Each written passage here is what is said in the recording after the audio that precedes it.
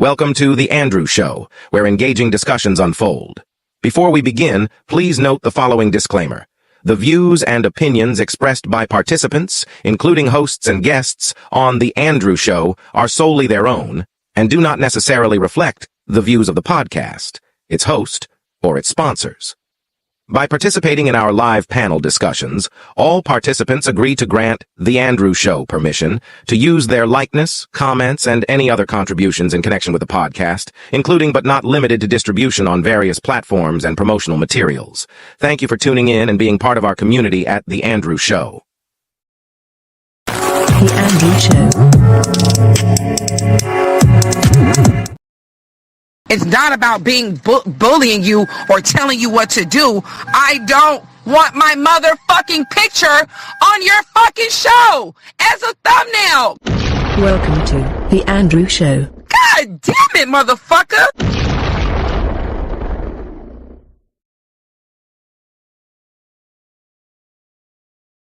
Yo.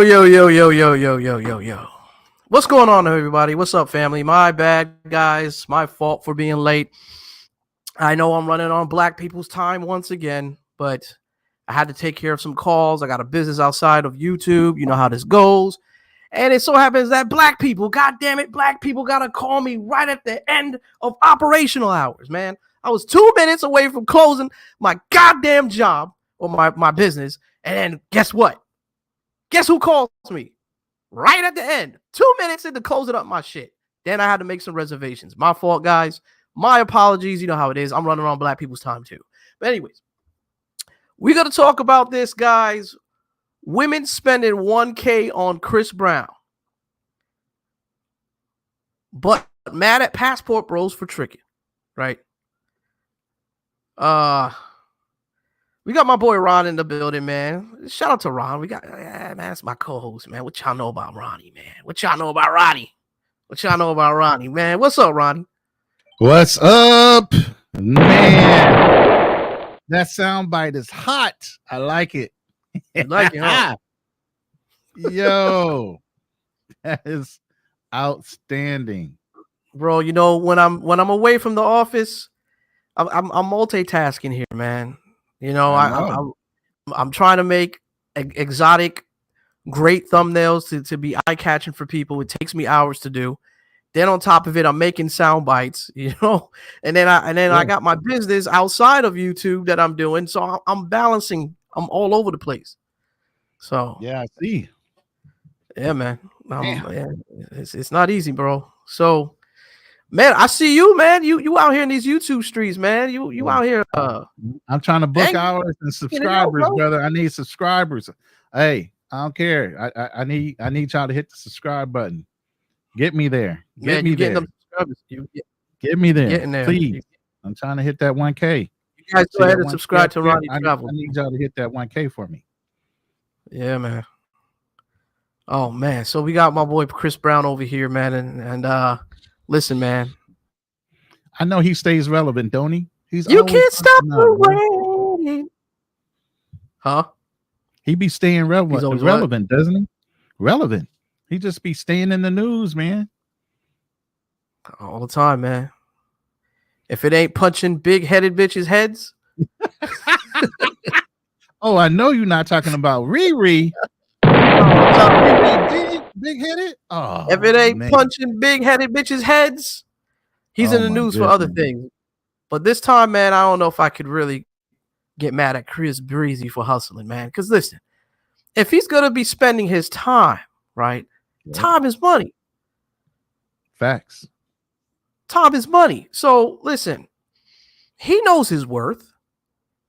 Women know his worth. They must. Listen, I'm going to tell you this too. One of my boys, he's a club promoter, real shit, in downtown Orlando. Do you know how much it costs to book Chris Brown just for him to be there for 30 seconds? 30 seconds. Literally 30 seconds. 30 seconds. Guess how much he was asking for. Don't say 20K. Is it 20K? Higher? Get the hell up out of here. More than 20K for 30 seconds. 30 seconds. He wanted 25. Oh wow.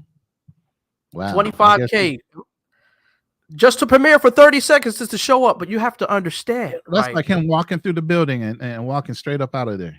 30 seconds. But it's nothing. It's nothing to these club owners.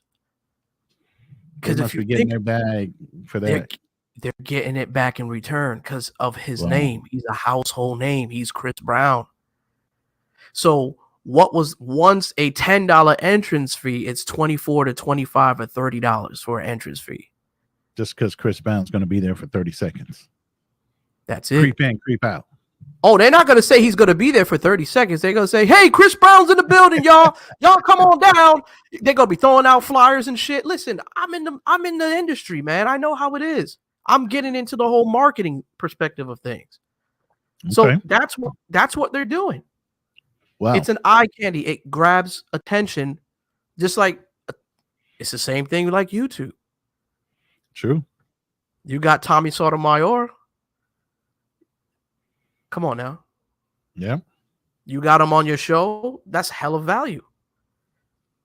Actually, Fearless got him on the show. I was like, wow, man, that's awesome. Yeah.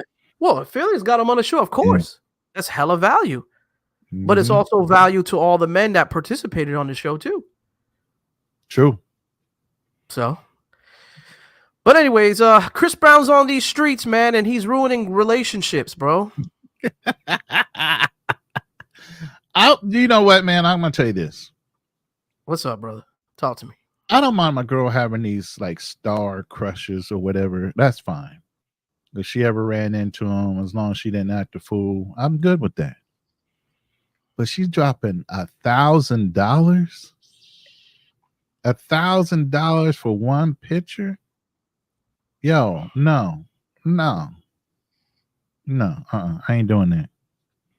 But guess what? If she can't drop $1,000 on me, she sure the hell ain't dropping $1,000 on no random ass dude. Oh, we gonna play this. Hold on. Yeah, this is from Columbus. Oh, Columbus. Yep. Literally after my. Is it feeding good? The video? Yeah, it sounded good. I can hear it. Which meet and greet do you have? This is from Columbus. Oh, Columbus. Yep. Literally after my picture went viral, my boyfriend broke up with me about a week later after arguing because he felt like Chris was too close on me. I'm just like, it's one of the most respectable pictures. It wasn't like I was bending over grabbing my ankles. But I would trade my ex for meeting Chris Brown 100 more times. So definitely really, really right. So it was worth ending her relationship that she probably was with just to meet Chris Brown and also pay $1,000 to take a picture with him. What do you think? Wait. The most important part is she's willing to drop 100 racks on it. She said she'd do it 100 more times at $1,000 a pop. That's 100. And there's women that's doing it, going back and forth. I heard about that. Like 2 and 3 times is dropping racks like that. Where they getting this money from? But they can't drop it on their own man. But it makes sense though, because all these dudes that spending these expensive dates on these chicks, they're not spending a dime. They're working, but they just keeping their pocket in their cash. Or they probably been with some guy that they, got married to, maybe probably took some of his resources. I don't know. These things happen. But I'm saying me cash, me voy. God damn it. Me cash, me voy. Give me my goddamn money. This is from Columbus. Oh, Columbus. Yep. Literally after my picture went viral, my boyfriend broke up with me about a week later after arguing because he felt like Chris was too close on me. I'm just like, it's one of the most respectable pictures. It wasn't like I was bending over grabbing my ankles. But I would trade my ex for. So this is a respectable picture, Ronnie? Would you approve your lady to be hugging up? See, man, they be changing their hairstyle so much. I didn't know that was the same chick. That's the same chick, man. I mean, but what nigga wants this? I mean, what ninja? I'm gonna try to keep it respectful for the first part of this. What ninja wants to see they girl all hugged up? with some random ass celebrity, and one with not such a good name. You know the shit going through that nigga's head. I mean that ninja's head right now. See, you gonna have me going wrong place. Gotcha, bitch. People can get treats. Why are you hugging up on my girl? Oh, but wait, there's more. Really? Oh yeah. Let me just put up the other screen, man. This even gets. We gonna read this shit. This is gonna surprise you now. All right, you see it on the other screen? Let me see if I can pull it up here. Huh? That's another chick just all straddled over top of him like that. That's another chick, bro. She got a boyfriend. Yeah, man. Chris Brown out here ruining happy homes. Chris is out here jiggling it up, man. He getting his stack of papers. So check what the boyfriend, no, this is a fiance about to get married. So this guy, she didn't do it to him. She didn't do it to him. Yeah, man. This guy by the name of Jared, he says, "This was my soon-to-be fiance. This photo has gone viral. This was her birthday present. In my head, I was convinced that a meet and greet means shaking hands. Well, you're wrong, nigga. And getting what kind of hand you talking about? Is that what they're calling it nowadays? I guess that's what it is. Getting a signed autograph, black and white picture or CD. What you think a meet and greet is when girls be saying a meet and greet? That's why I be telling you, man, y'all niggas, when y'all, hey, just like when Tommy was on the show, Ronnie, when I said to Tommy, I said, Tommy, you know what they be going to Jamaica for, right? Yeah. We all know. So, I'm just going on a vacation with my girls. You know how they conveniently leave out details.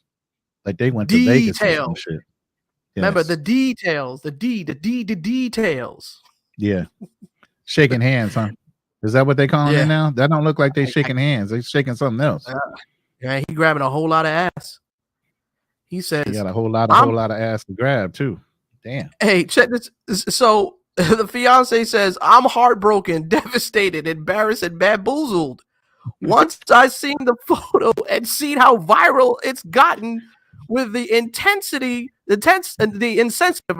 supportive comments, I ended the engagement immediately, going to the gym and starting my life with Jesus until the new path come up with the Lord guidance." Oh my God. FK, everyone who supported her. God damn. You see what Chris Brown is doing? He's turning these niggas into simps. He's turning these niggas into priests. He said, I'm going to church. He said, I'm going to church and get with Jesus. That means he's going to turn into a priest. This is a meet and greet, guys. This is a fiance now. A fiance. A meet and greet. These are what these women are doing. And they're paying Chris Brown $1,000 for a photo. No. Say it ain't so. Hey, I think that should be our first poll, man.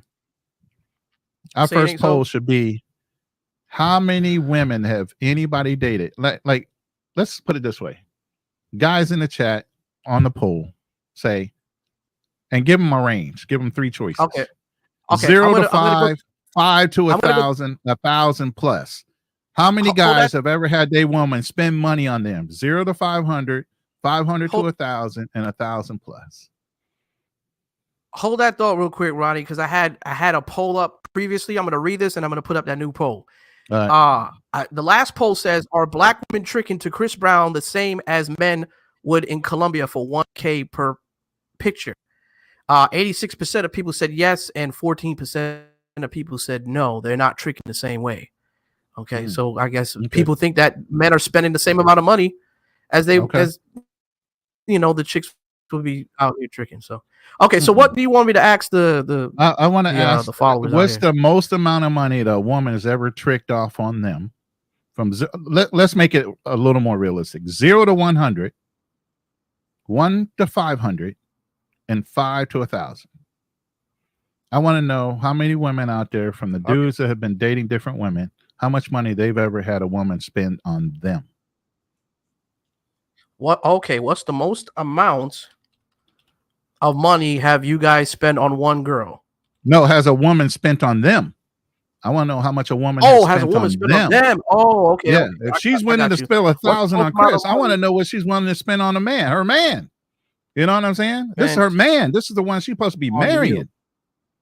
Yeah. Okay, man. Then give him a 3-choice. Give him a 3-choice range: 0 to 100, 1 to 5. This is for the fellas out here. Well, girls, if you're lesbians, you guys could go ahead. I guess this counts for you too.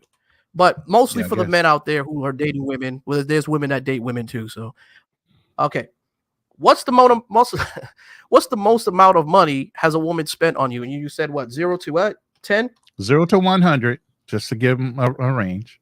Then 100 to 500, in that range. Oh, I got. And then got you. And then 500 to 1,000. To 1,000. Yeah. And then the last one's gonna be 1,000 and above. No, just 5 to 1,000. Yeah, if you can go with 1,000 plus, that's incredible. I want to know. Hey, you should have married her. If a chick spent over $1,000 on you, that should have been a wedding ring for you. God damn, my you God! If a woman ever spent $1,000 on me, I would put a ring on her. Call me a sugar daddy at that. Yeah, no kidding. Fuck yeah, all day, man. What? Day. I would love that bitch for life, boy. $1,000 on me. Poll out. Let me switch over to your poll so I can answer the poll real quick, so we can get. Okay, so the question is, what's the most amount of money, guys, or women who date that's on the panel, has a woman spent on you? 0 to 1,000, 100 to 500, 500 to 1,000, or 1,000 and plus? And you guys who say 1,000 and plus, man, I need to see some receipts. I need to see why is she not married to you? Facts. Truth Did you do a poll or 0 to 100? Yeah, I'm in that category too. I'm just asking. Yeah, just an ask. Okay, I thought you did a poll. Okay. Oh, did you want me to do the poll? I could do that too. I mean, it would be easier that way. Okay, people can see the overall stats. Yeah, drop it in. I could do it in the poll. All right, Yeah. I don't know if I could get the whole amount, but I'll try. Can you do 3 choices though? Like 0 to 1. Let's see what I could do. 0 to or 100, 500, and then sometimes 1,000 plus. But you know what? The StreamYard sometimes acts kind of weird. So I know. I'll see what I can do. See what you can do. Yes, sir. Let's see. Damn, that's incredible though. Fuck, my shit is fucking ridiculous. He said option D. I've had a woman fly me out, use miles points to meet up with me, and 2 times I had a woman fly me to France. God damn, Uncle Guns. That's my mom right there, boy. Damn. That's old Navy dude. If you got it like that, yeah, you need to wipe that up. You need to put a ring on that finger. What the hell, man? Were any of them put a ring on that? One point? Wait. Here's the important question, because I know how brothers like to slide in and shit. Uncle Guns. This man said 28,000. Oh, I gotta see some receipts. Was any of these women your wives? I just want to know that part. Anybody dropping numbers like that? I need to know if y'all were married to them. They definitely ain't their wives. Hell no. They better have been your wives. I mean, no. I mean, they definitely got to be their wives. My bad. Yeah. They definitely got to be their wives. Yeah, I want to know, Uncle Guns. Because ain't no normal chick go spend that type of money, man. Was that your wife? A girlfriend? My ex-wife, yes. See, I knew it. See? That's your wife. Your wife is going to do that. You're going to spend that kind of money on you. And she spent 28. Hold up. Yo, Finding Love in Dominican Republic, bro. 28K. What was that? Was that a car? No, I don't need the receipt. I need to know, was that a car? What was that? She give you a down payment on something? What was that? Oh, man. A whole rack of thought wet pictures, dream pictures, but need a man to provide everything financially in the home and access to her body. Get your passport, fellas. It was I borrowed and I never paid her back. Oh shit! Get your money, boy. Dominican, hey, Finding Love Dominican. He said she gave him 28,000 as a supposed loan. He borrowed it. He said, "Fuck that bitch! I ain't paying you back." Man, I tried to ask for a chick to see if I could borrow some money. I ain't really need it, but I just wanted to see how far she would go, right? Just to see if she would give it to me. right? Just to see if she'll give it to me. So I think I might have scared her away when I said that shit. Cause I was like, yo, listen, I'm trying to get my business together, man. I'm in some really hard times, right? Because the bitch know I got a business. So she know I got a business, but I'm not trying to let her know how my pockets is standing. You know what I'm saying? So I just let her know, like, yeah, I just, I really, really just started like a month ago, and I kind of need some money. I just want to see if she's willing to give me that money to see if she sees the potential in me, right? So when I said that to her as a test, I'm telling you, fellas, you guys need to do this. Men who have money, men who have careers, or men who's in a bracket or about to get in a bracket or has some money on them, you need to start testing these women out to see if they're loyal to you, to see if they really want to be with you or not. You got to play the poor man's game. Act like you lost money, act like you ain't got shit, and see if that bitch is still gonna stay there.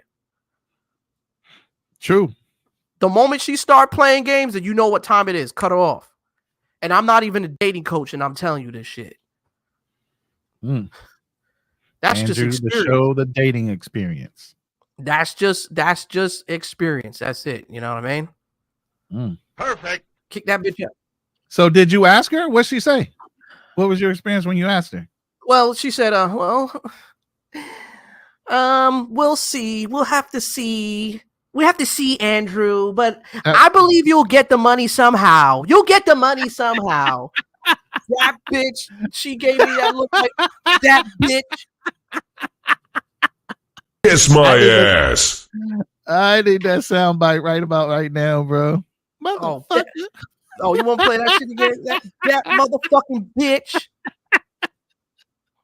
Talk about, man. The Andrew Show. I guess y'all men just don't get it. Y'all just don't get it. The Andrew Show. It's not getting through your thick ass fucking potato head skull. The Andrew Cut that Show. fluffy ass fucking hair off the top of your fucking head. Maybe what I'm saying is gonna fucking seep through. Welcome to the Andrew Says Show. no or doesn't want something, that's what she means. It's not about being bullying you or telling you what to do. I don't want my motherfucking picture on your fucking show as a thumbnail. Welcome to the Andrew Show. God damn it, motherfucker.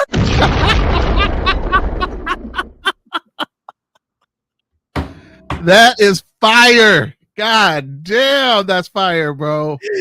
Come on, that, man. Come on, man. Oh, do you know who I am? No. You know who I am on these streets? Hey, some motherfucker want to be funny in the comments section. Talk about, oh, that's what you get for trying to be the Oprah of YouTube. How about this? Suck a big dick and 2 balls. Good God. But anyways, back to my man over here, man. I feel sorry for this guy, man. His heart is broken over here, bro. Wow. What advice do you got for this young man over here? His fiance hopping on. It's sad. It's unfortunate, but I'll tell you this. He paid for that excursion to actually be freed. So now he knows. I know it's painful. He can pick himself back up and find a better one. But at least he knew before he actually put a rock on it and married her. So unfortunate, but hey, sometimes it takes a little money to get the reality of what it is. You know what I mean? When it comes to a relationship. Like you said, you gotta have to test these chicks. These chicks are testing you all the goddamn time. All the motherfucking time. Do a little testing back. You gotta test them back, fellas. Yeah. But see, these dating coaches don't want to tell you that bullshit. They don't want to tell you. They want to tell you, oh, you gotta, wear these little tight stuff so that way your breasts will kind of stick up real tight. You gotta wear these little muscle bound monkey shirts. Get the fuck out of here, man. Get the fuck out of here with that dumb shit. They don't want to tell you how female behavior is, man. How women really act. You know what I mean? You think I was really stressed out about any of this shit? Of any of this stuff? No. If my wife was to go ahead and jump on Chris Brown's dick, right? Because that's basically what this fiance woman is doing. She's dry humping Chris Brown, and she's willing to pay this nigga $1,000. You know what? I'm gonna have to talk to Chris Brown and say, hey, Chris Brown, listen, man. Thank you. I'm gonna talk to Chris Brown like this, and I'm gonna say, Chris Brown, you know what, man? She got some good pussy, bro. Word. Yo, she got some good pussy. But I tell you what, dog. you turn it into pimp. You turn into pimp Andrew right now. might as well pimp her ass out and make some money out of that bitch. I said, hey, listen, man, 30 grand. That's how much you make appearance for 30 seconds. 30 grand. Give me 30 grand. Cause I know, nigga, you make that in 30 seconds. Why? Because my boy is a club promoter, which is the truth. That's the truth. This bitch ain't my fiance though, but I'm just saying that if it was my fiance, I'll say, hey, listen, 30 grand, 30 racks. She got good pussy, dog. Good mileage. Hit it while you can. Oh, thanks, dog. What you think swingers be doing? Do you think he would take it? He gonna listen to another dude because he knows his wife. But here's the thing: he getting $1,000 just for a picture. Why would he give you 30 just to hit it? You get what I'm saying? Because guess what? He says, listen, man, I would normally never, nobody's hit my wife. I got her when she was a virgin. He could make up some bullshit. Like, yo, I got it, treat her like a fucking car, nigga. Yo, I took care of this bitch. Yo, I changed her oil change, man. I took care of the CDL joints. All that shit is taken. You take her to the gynecologist every month, huh? Every month. That bitch is in a gynecologist. Sure she's been rotated, tested, and purified. Tested. I changed the fucking titties and all that, man. I invested into this bitch. So I got to get my money's worth. So what's up, man? Hey, man, reach his first super chat of the night, bro. Oh, man. Find and love in Dominican Republic with the $5 and the 0.07 cents. God damn it. 0.07 cents donation. He says, the wrath of a black woman is unmatched. Here in these streets, funny soundbite. Y'all want to hear that again? I'm telling you, that soundbite is fire, bro. Your big old head. Oh man, that's why you think I love this shit? Damn, that is funny shit. Come on, man. You know not to fuck with me. Look at this chick. Oh well, I don't know who she is, but wait a minute now. Now be careful now. You on Twitter, you might come across some shit you don't want to show up on the screen. Yeah, gotta be careful with that. Okay, well, we just gonna leave it right here, you know. But anyways, I'm gonna read it one more time. Okay, so Jared is the fiance, and he says, This was my soon-to-be fiance in the picture, as you guys can see right here. This was his fiance, right? I wonder where he met his fiance. I don't know. Where do you think he met her? I don't know. She looks kind of either she's straight up white or she's mixed. She could be an East Coast girl, like Baltimore, Virginia area. I don't know. North Carolina, because she got a nice lower half, bro. I can tell she got some yams, and they're proportional. They ain't store bought. That's homegrown. That's some down south. You know what I get? You know what I get from this chick? I definitely get OnlyFans vibe. I get Instagram model. That's all the vibes I get from this chick, bro.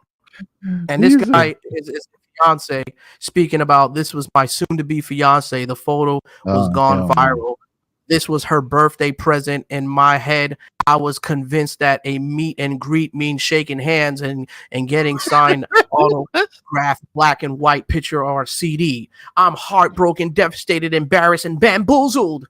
Once I seen this photo and I seen it how it went viral, it's gotten with this insensitive, supportive comments.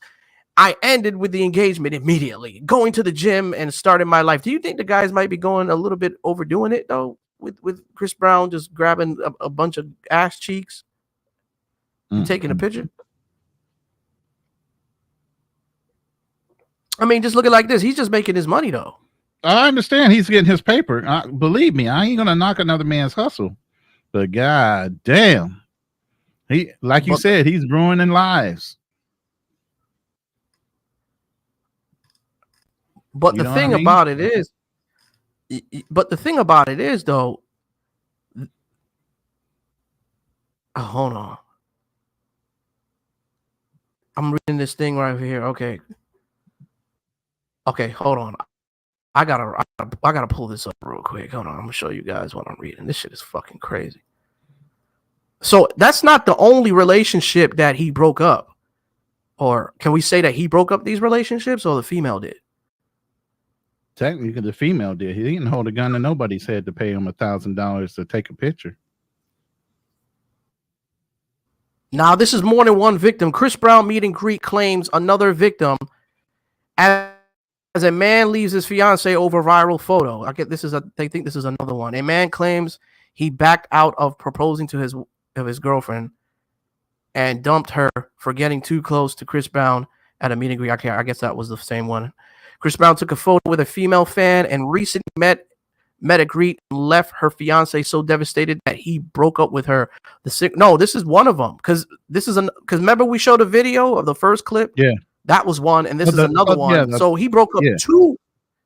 So far, yeah, he batting 1,000, ain't he? Yeah, whoever's got a boyfriend or fiance that takes a picture with him, it's over with. Brother, there's more pictures, man. Like this shit is nothing. He's got thousands of them. Damn. He's just breaking up. Hold on for a second. Let me see if I can. Brothers, get your passports. God damn. If they're willing to spend $1,000 for a photo, and we did that poll. Is that poll up? Did they do the poll or they just did it in the chat? Yeah, I'm gonna check it. I'm gonna check it in a second. I was just trying to find. I didn't even check to see the poll. I got to go over to your channel. No, I didn't do the poll. I'm sorry. No, I didn't do the poll because I was too busy doing other shit. That's all right. Let me see if I can. So anyway, yeah, man, that's the thing, man. If a chick has never spent $1,000 on you, I'd have to look at her sideways twice. She's willing to do it for him, but she won't do it for the man that's doing all these extra things for her. Hell. It sounds stereotypical though, just like your girl on the soundbite, huh? Yeah, man. She sounded like she was. I don't know, man.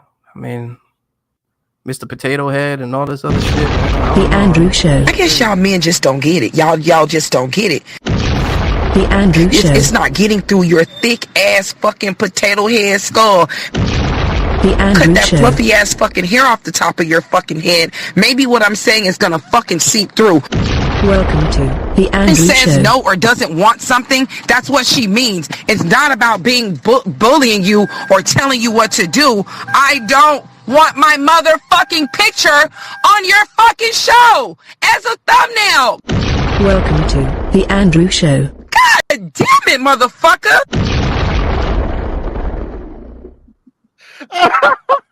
I can't. That is the fucking bomb ass fucking soundbite, dude. I can't do it. That shit is fucking fire. Oh my god. Jesus. Oh man. No, everybody in the chat, man, just drop a 1 to 10. What do you rate that damn soundbite? Yeah. 10 being the what do best. you guys rate that? What do you guys rate that soundbite? Scale from 1 to 10. God damn, bro. You put some shit in that. You put your foot in that shit. Hey, anybody want the soundbite? I'll sell it for $1.99.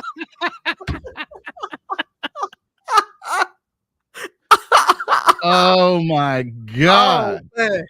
That's soundbite of the year. Look at that shit. Damn, if there was a contest for soundbite of the year. Oh bruh. Shit. Mr. Duncan says soundbite of the year. Damn. Oh man. All right, so the singer has crazy. Yeah, that's funny as fuck. So the singer has come under fire in recent years because of his interaction with his fans during his $1,000 meet and greet session. I wonder how much of that money was really the women's money that they were spending, or was it the boyfriend's husband's money? Man, I'm not. Look, if I wish I would not only spend money for her to go somewhere, possibly with her girlfriends or whatever, but then drop like that much cash on her too. Oh, what am I contributing to the delinquency of a fucking minor? What the hell no? And these are grown ass women too. You got I'm gonna show some pictures in just a second. You gonna see some big old heifers too. Oh, Chris Brown is he's taking all contenders, super heavyweights. He said super heavyweight. All divisions, man. Lightweight, midweight, super heavyweight, heavyweight. All these bitches is like, oh my goodness. Bow. Oh. Oh man. Oh my God. So anyways, The singer has come under fire in recent years because of his interactions with his fans during his $1,000 meet and greet session. So these bitches is paying $1,000 for a meet and greet session. Brown gets up close and personal with his supporters, hugging and kissing them, taking amusing photos. However, one of the photos provided to be the nail in the coffin for a man set to propose for his girlfriend. Well, actually, I think that was one of them. It was about 3 or 4 of them that was supposed to get married. A Facebook post from Jared J. Sims, which we just read, is going viral after he revealed he dumped his girlfriend because of her Chris Brown meet and greet session photos was getting too much of attention. This was my soon-to-be fiance, he says, and I think I've read this already. You see it in the description below. So, let me see if I can get some photos of some other interactions with that Chris Brown has destroyed relationships with. Okay. Oh man, I don't even know if I want to say. I don't even want to blame Chris Brown though, because I can't even do that. That's on them. That's disrespectful as fuck. You can't blame Chris Brown. Chris Brown was just hustling. He's just making his money. Let me see these girls, man. Let's flip the script around. Here's the next poll. God damn, this bitch too. Look at this bitch. Ah, damn. Look at this bitch. Oh my god. Ah, damn. You shouldn't have been talking shit. This bitch looks like a whole goddamn Happy Meal. God damn. Look at her fat. Bitch, God. You ever seen that? Hell no. You ever seen that Keenan and Kel show? That old show with Keenan and Kel, the fat bitch that was working at Burger World in the back? Oh, wow. She looked like that bitch right there. God damn. No. Let me say this. What's up? How many guys think their women would be so understanding if they went to a meet and greet and got a picture taken with some random ass Thought 304 ex-corn star all hugged up with her, and you had to pay that chick $1,000 instead of giving it to your girl? Yo, how many of y'all would actually make it through the night if you fell asleep in the bed with her? Well, you got to understand they're hardcore fans, so they there to please their wives, man. If you got a wife and that's your girlfriend or whatever, you remember now they're taught from this system that you got to please that woman. You got to please that woman. Hey, you're not laying it down right. Guess what? You got to make sure you got to get somebody to lay it down for her, or else she's going to leave you. So a lot of these dudes is thinking, okay, well, I might as well let Chris Brown do whatever he wants to her. Some of them are like that. And then there's some out there that are upset that they didn't know that this was going on in the meet and greet session. Fact. Listen, if Chris Brown is charging, I guarantee you, this guy probably was there for maybe a couple of seconds, made a couple of photos, and he made $1,000. This nigga right here was asking for $30,000 for 30 seconds just to appear in a nightclub. For 30 seconds, just to come in there for 30 seconds. He said 30 seconds. 30,000. He said for a whole hour, you talking about close to in 100 grand. So that's how much he gets paid by the clock. Ronnie, you frozen? No, I'm here. I'm here. Sorry. You got a message come through. I had a message come through. I'm like, oh shit. Okay. Oh, okay. You know, man, you kind of stuck there for a minute, man. So, yeah, man. My question is, man, is like, what can women do now? What can they do? They can't be complaining about brothers who travel overseas and play for Punani. Not a bit. Not if you're willing just for $1,000. For $1,000 to take a picture, just a picture, you ain't getting no flight out of this. You're not getting no experiences. $1,000. Have any of these girls ever spent $1,000 on their man? That's why I asked the question in the chat. That's why I asked the question. How many men has actually had a woman spend 100, 500, or 1,000 plus? Yeah. I tend to agree. At your wife's house all day. Celebrities is asking for $30K to meet them for 30 seconds. I know the normal people like me and you can't really believe that shit, but you have to understand these guys got millions and millions and millions of dollars. And they're going to get millions and millions and millions more doing that shit. Goddamn. Yeah. So if you listen, the Catch Me Outside chick, what she made, what, $1 million in what, an hour? Just for posting up some pictures or some shit on OnlyFans? Yo, truth. I don't know who you are. Neither does Andrew. You keep wanting that link, bro. How much you willing to pay for it?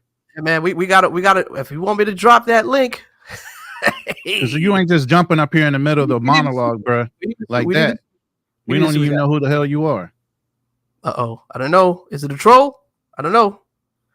Well, we could open up the chats, but hey, man, you know, we I mean, once you're done, that's fine. But damn, you so hot to get up here. Drop hey, something. Man, we got to be on some Murphy Law shit on here, man. You know what I mean? God damn. Somebody told me, Andrew, you're an e-beggar. No, man, I ain't begging for money. Fuck no. I'm a businessman, bro. You would never see me in these travel streets asking for you guys. Hey, man, I need $50 to get home. I'm stuck in DR. Nah. You mean you plan your trips out, Andrew? Yeah, man, plan it out, brother. Plan it out. You know, people, we plan, we save money, put money away. Rainy days.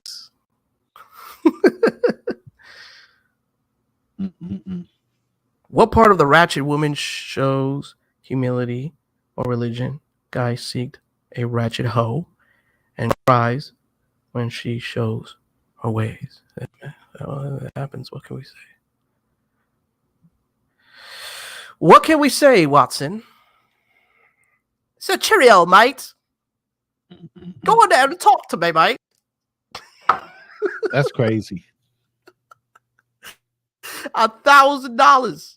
Bro, $1,000. Still, there's how many people in the chat right now? There's 20 people in the chat. I need to know what's the most any woman you've ever dated spent on you. Now I know Uncle Guns, he done answer, and the other brother with the 28K, he did the right thing. I'm not saying you did the wrong thing. I'm saying you did the right thing, because a woman would have done that shit to you in reverse all day long. He said he asked to borrow 28K to start a loan out, or a business loan or something. And I guess by the time it was time for him to pay it back, he said, fuck her, and kept the money.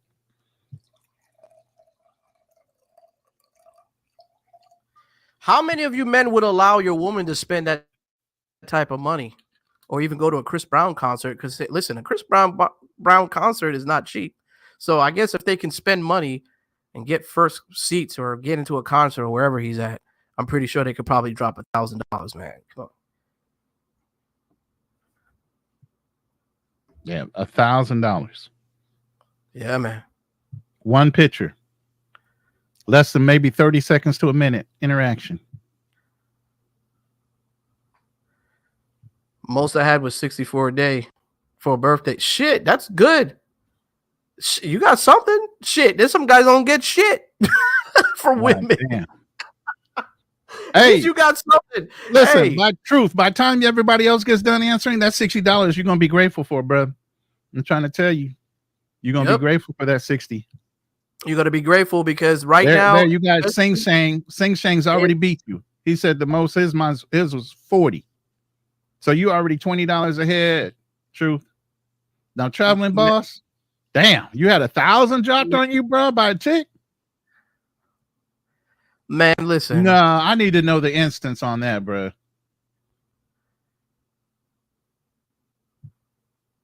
Traveling boss.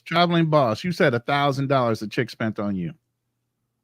We need to hear a little bit of a story, bro. Oh, well, look at this. When Pitbull came to the rodeo 4 years ago, women were paying $500 to sit up front to see him See, there you go. If they're willing to spend this type of money, okay, if they're willing to spend this type of money on a front row, then $1,000 is nothing to them. Just to take a picture with Chris Brown, hell yeah. So if these chicks could go ahead and spend that type of money, why can't they spend that on the man that they're dating or they're going out with? These chicks are always rocking Chanel bags, Gucci, Prada. They're the ones that got the money. Shit.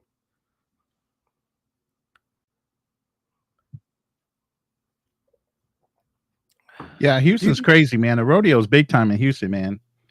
The Houston rodeo is huge here. I'm in Houston I got a question for you, Ronnie. What's up? Do you believe that there's going to be a culture shift in the dating scene in America where women are going to start taking men out for dinners and dates?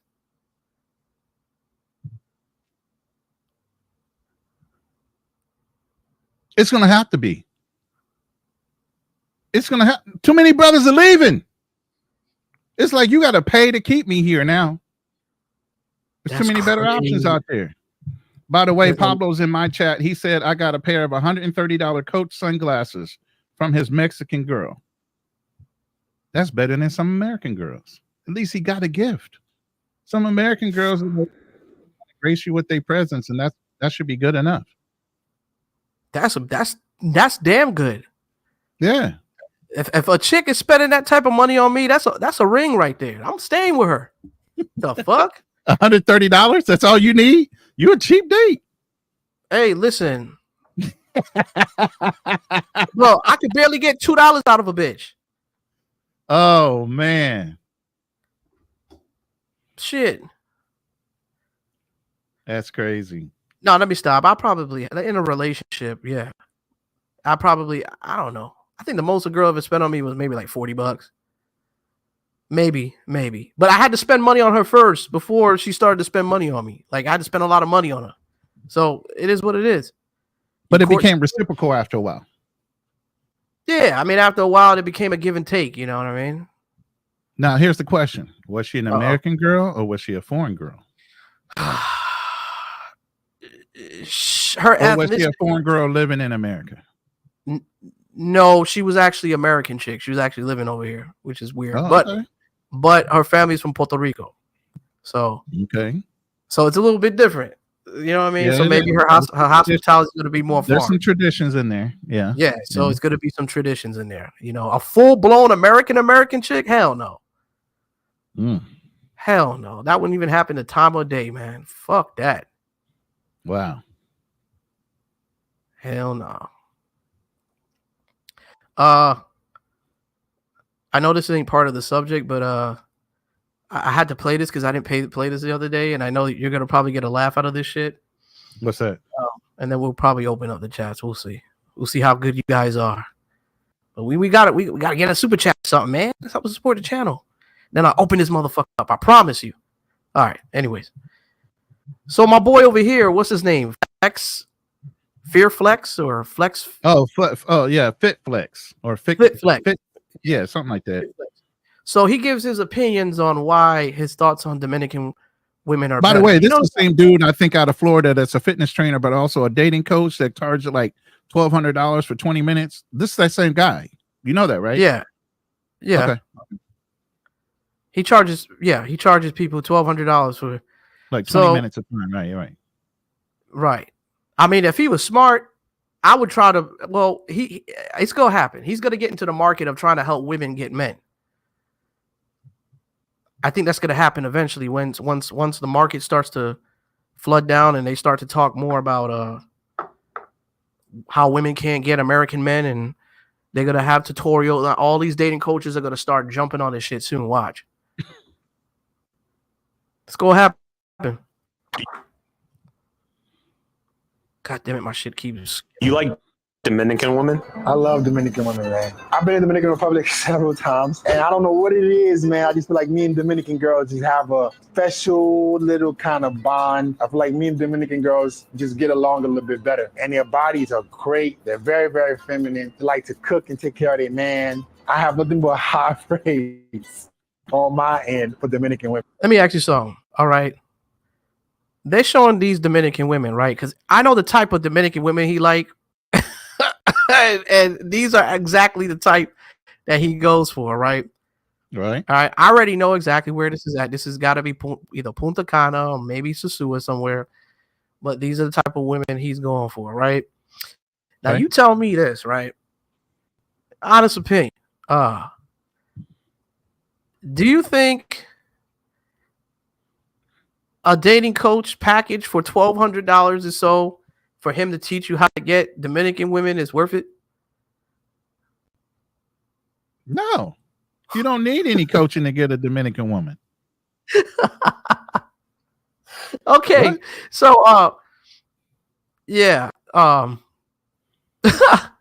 So do you think he's naturally organically attracting these women, or do you think he's what's in his wallet? I don't know. Bruh, what's in your wallet?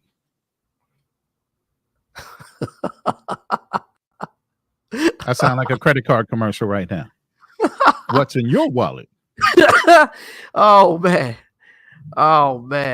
This is funny. It needs to come with a lot of zeros. Man, just imagine you taking one of these home. Yeah, she cooks and cleans for me, guys.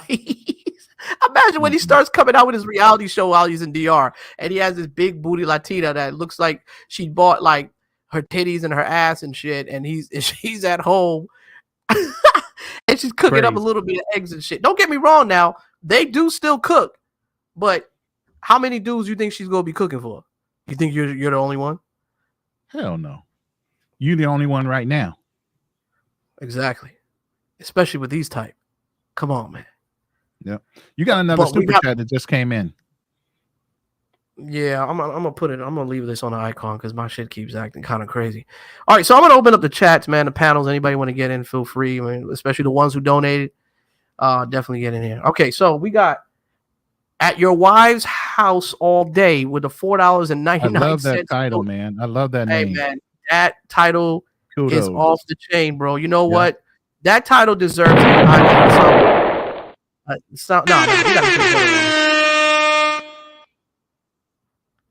Women do not understand the true concept of money, while men who make money make even more money.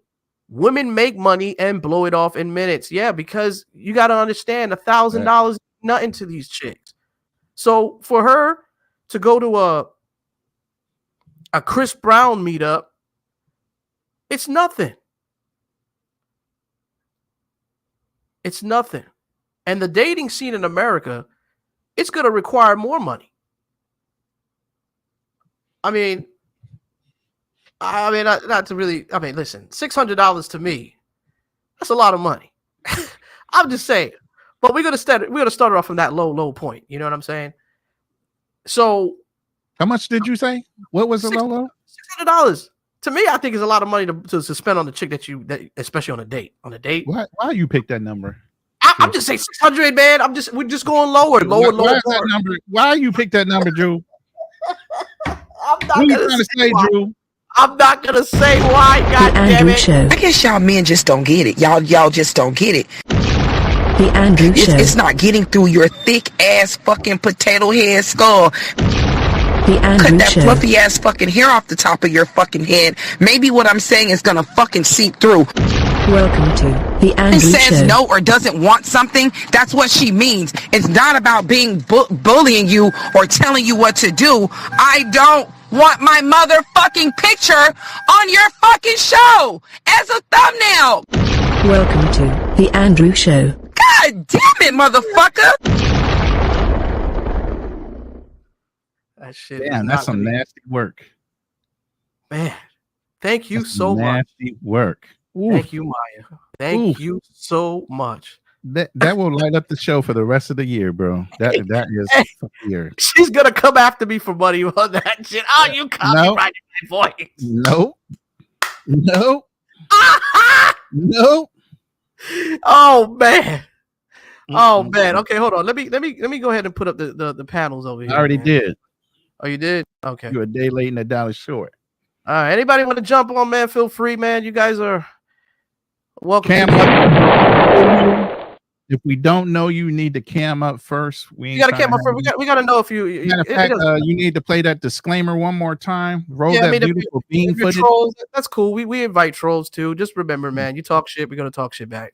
We keep it really respectfully. You know, this is, you know, a channel, growth for men and women too. You're more than welcome to share your thoughts and your experiences. You know, roll that just if you guys are just new to the show, make sure you guys go ahead and get those likes up, man. Subscribe to the channel, all that good stuff, man. All right, let's get down to the.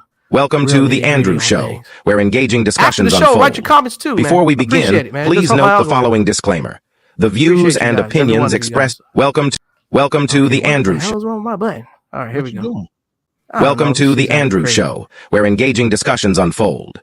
Before we begin, please note the following disclaimer: the views and opinions expressed by participants, including hosts and guests, on the Andrew Show are solely their own and do not necessarily reflect the views of the podcast, its host, or its sponsors.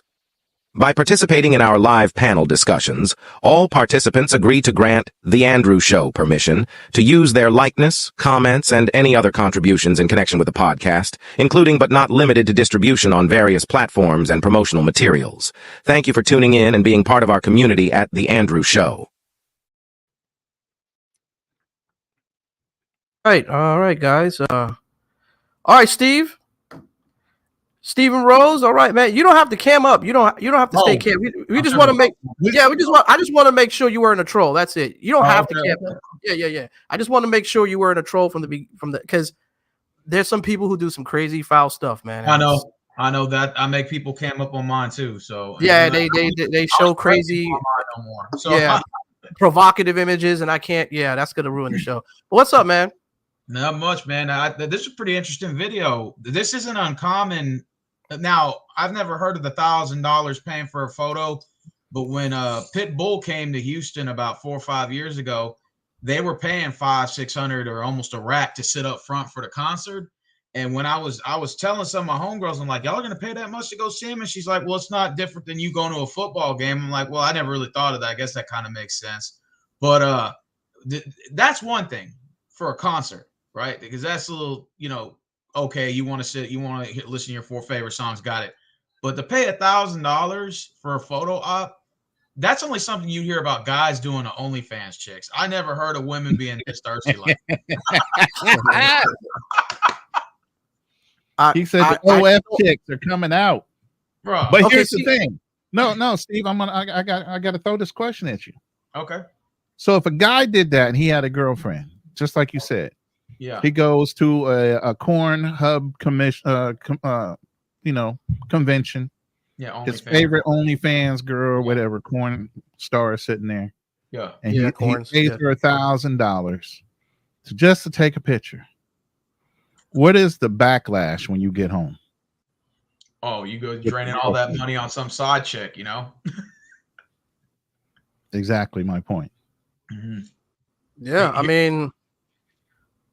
Here goes the sad thing. What's kind of crazy is this, right? Mm-hmm.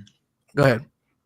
Now, the sad thing is when guys are doing that, the meet and greet photos look like like the guy that's taking a picture next to his favorite female celebrity.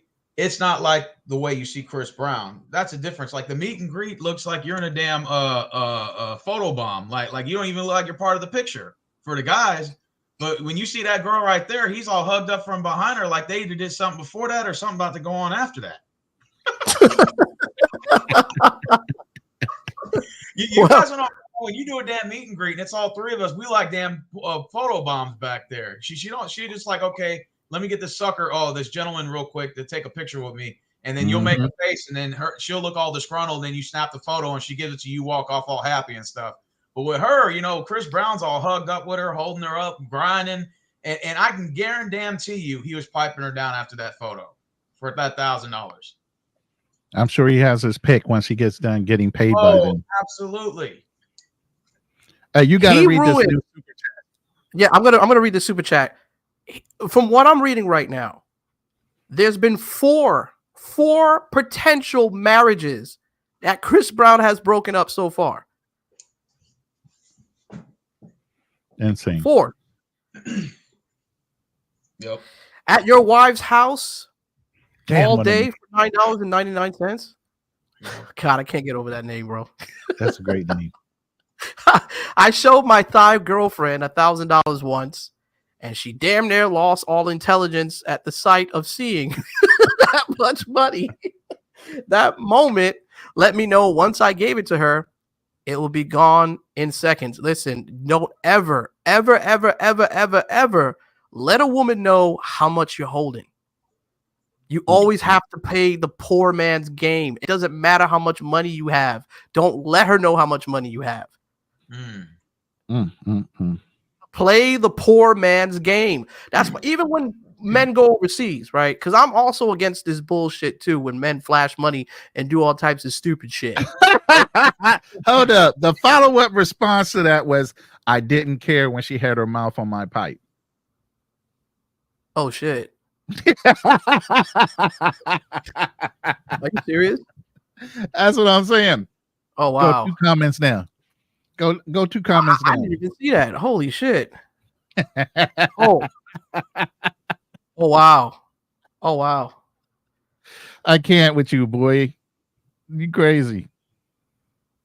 Yeah. If you're, of course, you know, I mean, but you know, these girls are swap and spit at all these galleries. You know, like Steven was saying, you don't know what's going on. He wasn't just giving no chick $1,000. I think that's his chick, his straight up chick.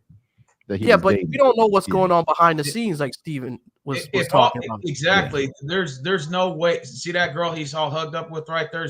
If he got her in that position for the photo, she's down for whatever after that picture's taken. Oh, hell yeah. Oh, he had fun picking her up. Believe me. It wasn't simple. Let me pick you up real quick.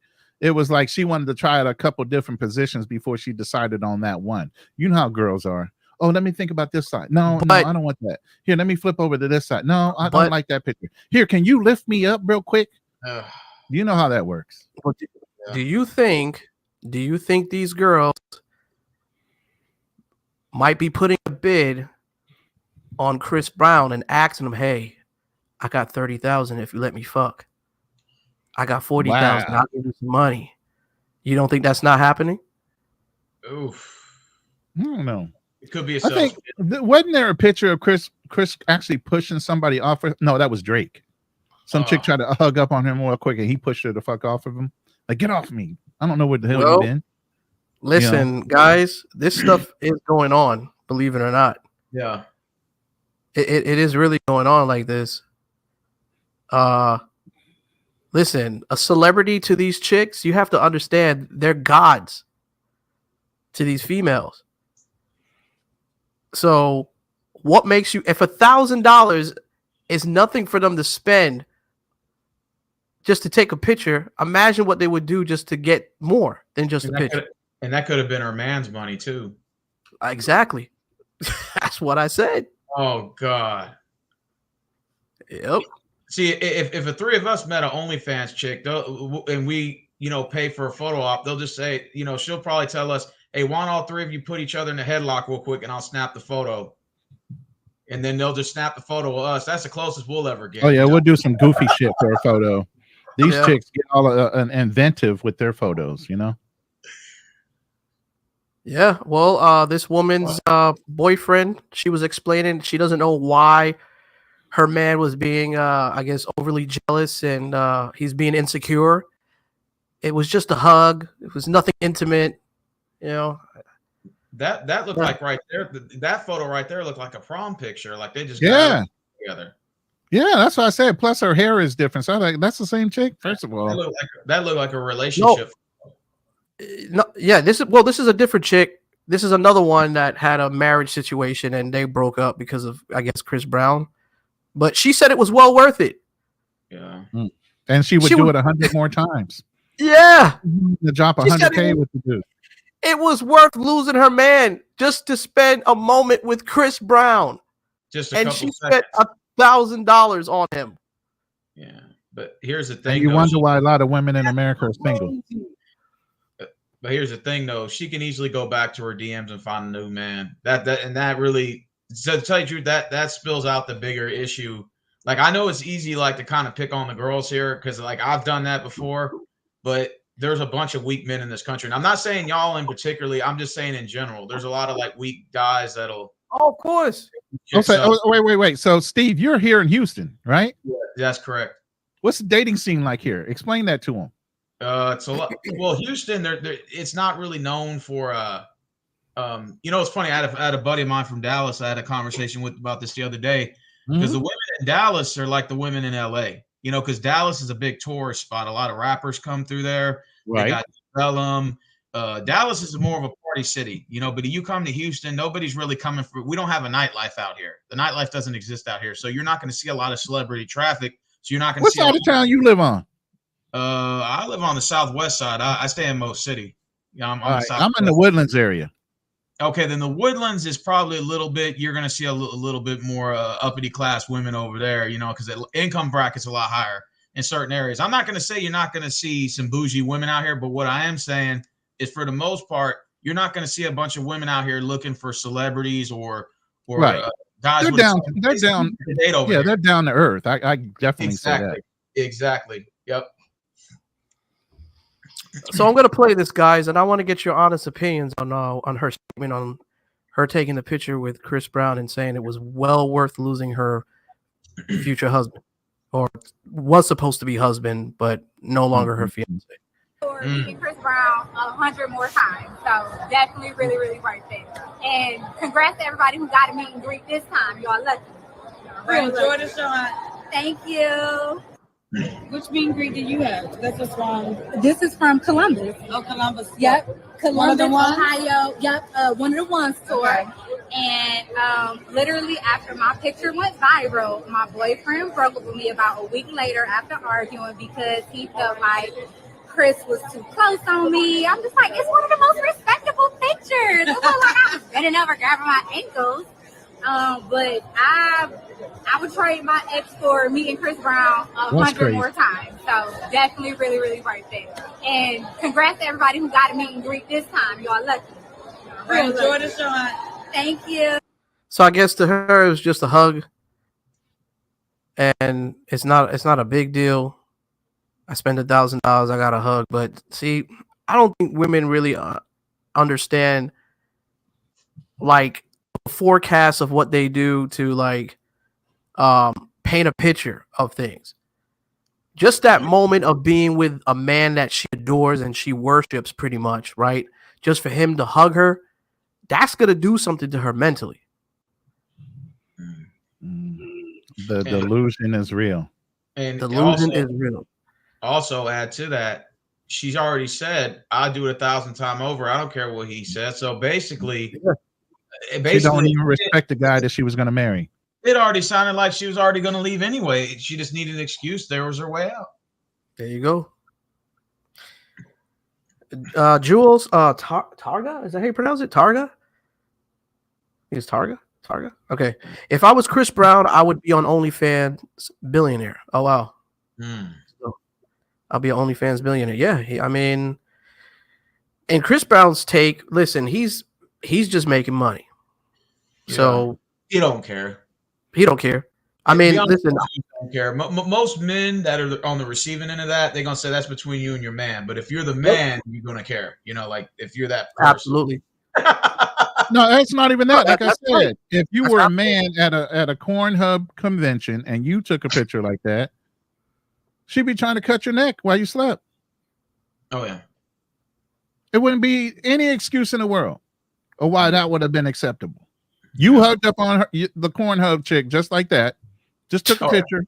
You hugged up on your Corn Hub fling for $1,000. You paid this chick $1,000 to take a picture with you like that. Oh, you would never hear the end of it.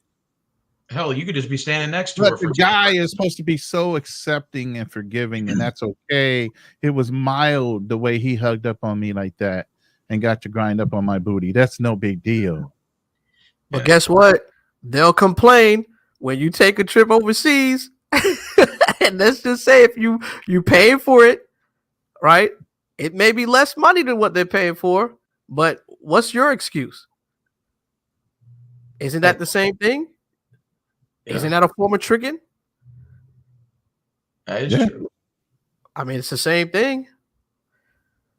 So why get mad at them for tricking when you're doing the same thing with Chris Brown? Look, and what if she would have smashed him and then they would have found out, and she would have been like, "Oh, I would have do it 1,000 times over because that's Chris Brown." She would have had the same response. Of course. Of course. Why not? So, like I said, I'll just be on the receiving end and I'll play the receiver. I'm like, hey, Chris Brown, you really like her, don't you? Right. Listen, I don't want her no more, but I'm gonna get something out of the deal. I need $30,000, bro. He said, I need my investment back. I need my investment back. Just think about it. How many men been in relationships? All the money you done spent on this chick. All the money you done spent on her. You took her out, you took care of her, and then at the end of the relationship, she does some dirty doggy shit like this, or she ends up fucking somebody, and the next minute you find out is your friend or somebody down the street or something. She has a bad past. You didn't check the whole facts. You know what I mean? Then you're fucked. So it's like, okay, well, you know what? I'm at least going to get back my investment. So let me see what I can get out of this. That, or at least you got an idea of what you're dealing with, because it's different when you're not married to them versus after you put that ring on, because it's a lot more red tape to go through. So honestly, it's a blessing if her boyfriend wasn't already married to her. It's easier to walk away. But when you're in a relationship and have kids with somebody, it's a lot harder. So that's tough. It's tough because you got relationships with other people that's involved in that relationship. Because even if it's your girlfriend and let's just say you have children with her, that's your family no matter what. So it's like shit. You know, you want to be there for the kids, but you just can't stand this woman. Oh yeah. What do? There's nothing you can do about it, because if you want to be involved in these kids' lives, you got to deal with this psycho crazy bitch. Nope.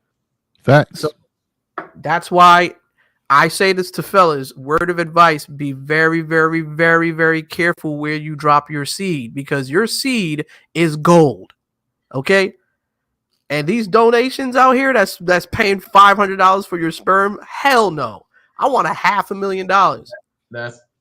That's why my dad told me, be blessed you don't have any kids, because it's a lot harder when you do. I said, oh, absolutely. So that's why I'm glad I don't have it. How old are you right now, Steve? 26. Okay, yeah, that's good.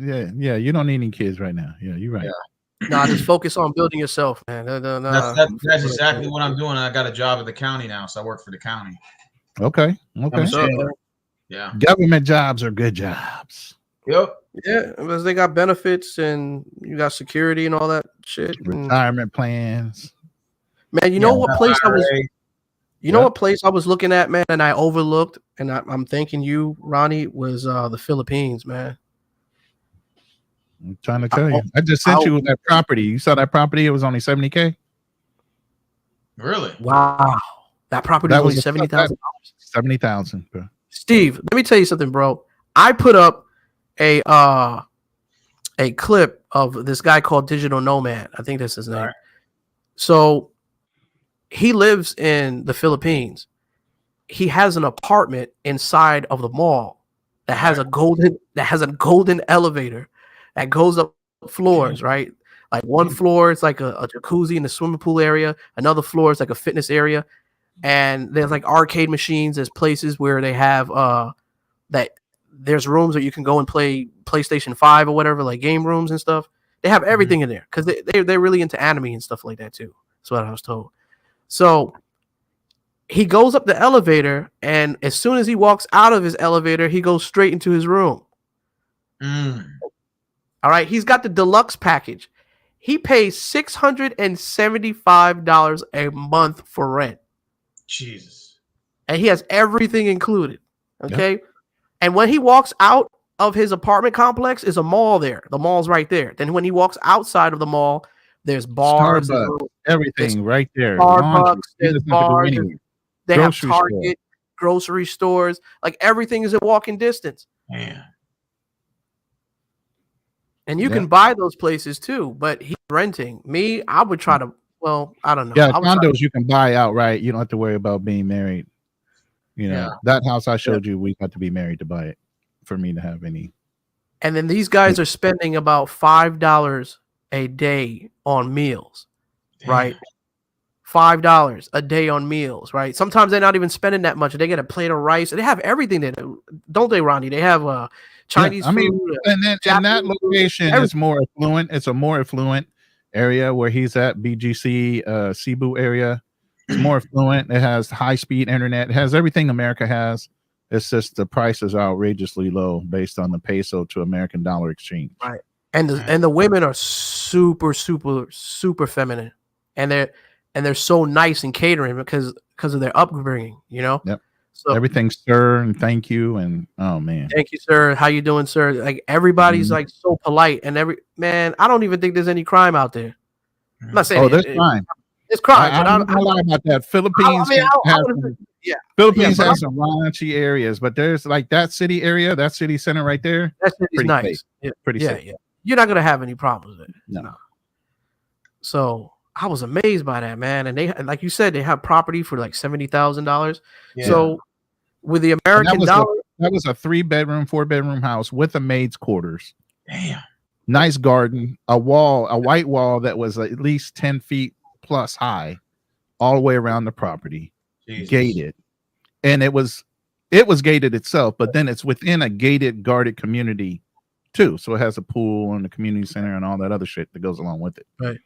And some of the guys they say out there too, when they live, they say that money doesn't even seem like it's something that you worry about. It just seems like it's endless. Like you're in the endless times. Damn. It's like your money just keeps stretching because you're beating. I mean, the average income there is $300 to $500. Actually, it's $300 a month for them. $300 US there. You're literally beating inflation. I think that equates out to maybe 10 to 20,000 peso. Okay. Americans that make anywhere from the $300,000 or $3,000 plus a month over there converts out to about 250 plus thousand pesos a month in income, when they're used to only making anywhere from 10 to 20,000 pesos. You are in the top 3% of income earners over there. You're making more than lawyers. You're making more than if you're even making $15,000 a year, you're good. $15,000 of US money, and that's low. Yeah, you're good. You're good. You could live like a celebrity out there. Yeah, my homeboy. You could live pretty good. My homeboy's dad retired out there. Yeah, on 50K. If was he in the military? Because a lot of military guys go back because we've experienced it already. So that's usually a plan. Is like, yo, when I'm ready to retire, I'm going over Philippines, Thailand, a couple of these other places, depending if he was Navy or Marine. Yep, Army. Okay. Yeah, they have an Army base over there too. They did. See, this is the problem, man, because even though I do travel and I've been to other countries and stuff, I start to see that within there's gaps, there's years. And then when the years go by, there's certain places in these foreign areas are pretty much picking up the adaptation style of how women are in this country in certain areas. You know what I mean? Especially in the Latin areas that I've been to. So I'm like, oh man, I just hope that aura doesn't get over there. You know what I mean? Where it's like, you think so? The feminists and all that type of stuff. Well, there were feminist movements in Brazil, I heard too. That's crazy. Yeah, they're strong in Brazil right now. Yeah. That's the whole issue with Austin Holloman was, feminists got a hold of that information and started trying to publicize it and make a big deal about it. Well, so let me ask you guys this. Do you think that, not now, but let's say 10 years down the road, if everybody discovered the cheat code and moving out of the United States, and they started moving out in drones, do you think that could cause inflation in those areas? There's a good possibility. Yeah, I know it will. And the locals aren't going to like you that much because, the prices of property and everything else is going to go up. And since their economy is low, it's going to drive pricing right out the market for the local to be able to afford a lot of the things that we can easily. Because the ones that have the property that are renting to us are renting at such an extreme high rate, it's going to take up the price per square meter up for everybody. You know what I mean? Mm-hmm. Just like here, everything goes for location first, then square footage and all the other things that go along with buying property here. Once a property gets real hot and the pricing goes up, it drives up the cost of everything else per square foot here. Yep. Same thing over there, but those guys can only make $200 to $300. You can't. It's not like they're going to get a major pay increase where they make $1,000 a month. They're still stuck at $200 to $300 a month. But you got an American over there making 20 times more.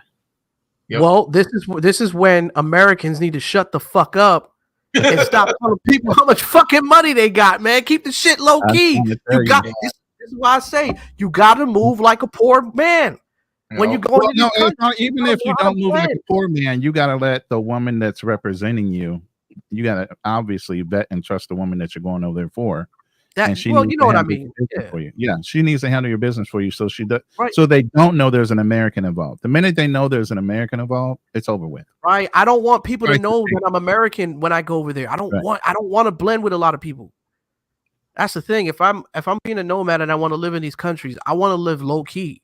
I don't want everybody to know who I am. That's dangerous. Right. Like, no, I just want to live low key. I don't want people to know how much money I got. I want to try to blend with the locals, and that's it, man. Just live a normal life, and I don't have to worry about money. I don't have to flash around. You getting into skin whitening? How you gonna blend in, bro? How am I gonna blend in? What do you mean? Yeah. How you gonna blend in? You know what I mean? Economically, man. Not obviously. You know what I mean? I'm just checking. It's just man. You said blend in. I was like, no. Financially, economically, I'm not trying to buy like overly expensive stuff. So you're not trying to turn into Serena Williams or anything. Right. I could be a black Filipino. Who knows, man? Oh no, I'm fucking around. Oh man. Let me read these comments over here. Yeah. Hey, we still have an open panel. If anybody's wanting to come up, we did an early show real quick, down and dirty, just so we can open up. What's up, Jorge? My job is speaking multiple languages out here. This is my job and my passion. That's what's up, man. Yeah. I don't know if you guys get this, but most of the women I get that hit on me now are all like MILFs, or they're like, they have husbands and shit, and they're just looking for side dick. Welcome to the club. There you go. I never can get a single woman. You know what I'm saying? Like, that's definitively single. It's hard, bro.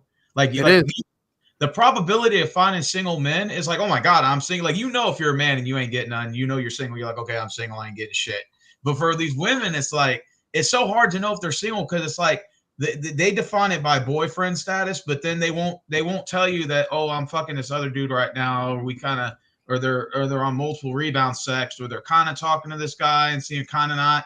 It's like, it's very hard to read if a woman is single nowadays, Well, because what they're trying to do is they're trying to be the one to have the options of who they want to choose from. So if there's something that you are not pleasing or you're lacking of, they're going to look for the other person to see if they're not lacking of that. And if they have two things that they both have in common and you only have one thing with her, then that's when you're going to get the quote unquote it's complicated, or she's being very she's ghosting on you and she's not really replying to your messages or calling you back. That's when you get them, because it's a numbers game with them. Yeah, I understand. It's a numbers game with them. So, you just got to be able to play the numbers game back and say, fuck it. You know what? If you're going to act up, get the fuck out of here. Well, that's how my dad told me. He said the only way you can leverage bad behavior back on a woman is knowing that she can be replaced by another woman, because most women right. They know most dudes are lame anyway, and they know most men have no options. So that's how they leverage that bad behavior. But if they know that you're capable of pulling, or you just don't care, then most likely they'll you can leverage a little bit back. All right, man. We got Jorge. We got Darnell in the building, man. Oh shit! Here we go. The disrespect.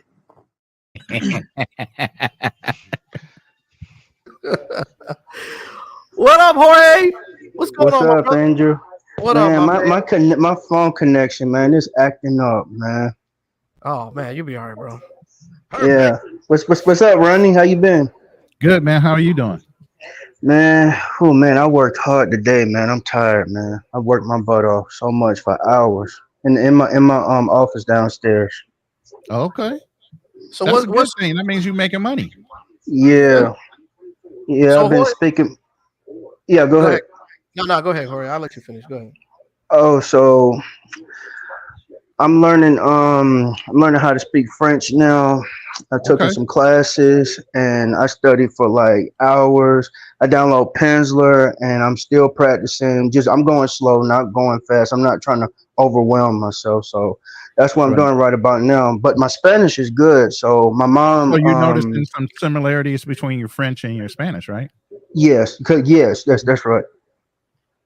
Okay. So my mom told me, she said that, how about if we travel to Mexico for Christmas, December? I said, sure, because she wanna go and learn how to speak Spanish, want to go in the country, she want to visit the country for the first time. So I'm gonna take my mom to Mexico in December.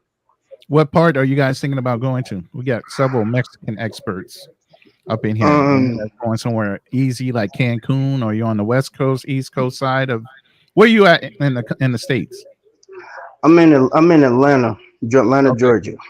Yeah. Oh I mean, man, Cancun's an easy hop, from where you're at instead of having to come to the West Coast and go down to like Cabo or someplace like that. Is there a place that you guys are thinking of going? Well, she told me to look up some places, so I'm gonna look up some places around about a few more months. Okay. all right, Yeah. I'm gonna interrupt real quick. We got QB Passport flexing with a $20 donation. He says the heat is on Mexico. Mr. Okay, Cali. Mexicali. Sorry, Mexicali. Hmm. So He's I've down heard there enjoying life right now. QB's been around, man. I mean, he's Yeah. been around a lot of places like Guadalajara. That's the key. That's one of the Mexican experts, right? Yeah. The Mexico Yeah. expert. QB Passport is a good reference point. If you want to know anything about places you want to go to in Mexico, that's your guy. But Yeah. even Steve was saying this earlier, man. Even with Mexico, because I was reading an article that a lot of the Mexican citizens, they're not too happy that a lot of Americans are kind of living in these places because, like I say, the inflation is going up. Because Yeah. I heard about that listen, too. I live in Florida, and I can testify and say this, man. There's been a lot of New Yorkers that came down since the pandemic, and the prices went the fuck up. Like it's expensive as shit to live in Florida now because of Mhm. that. So I can understand, Mexico, I mean, Mexicans in that area, Mexicanos, and that's how they refer to themselves.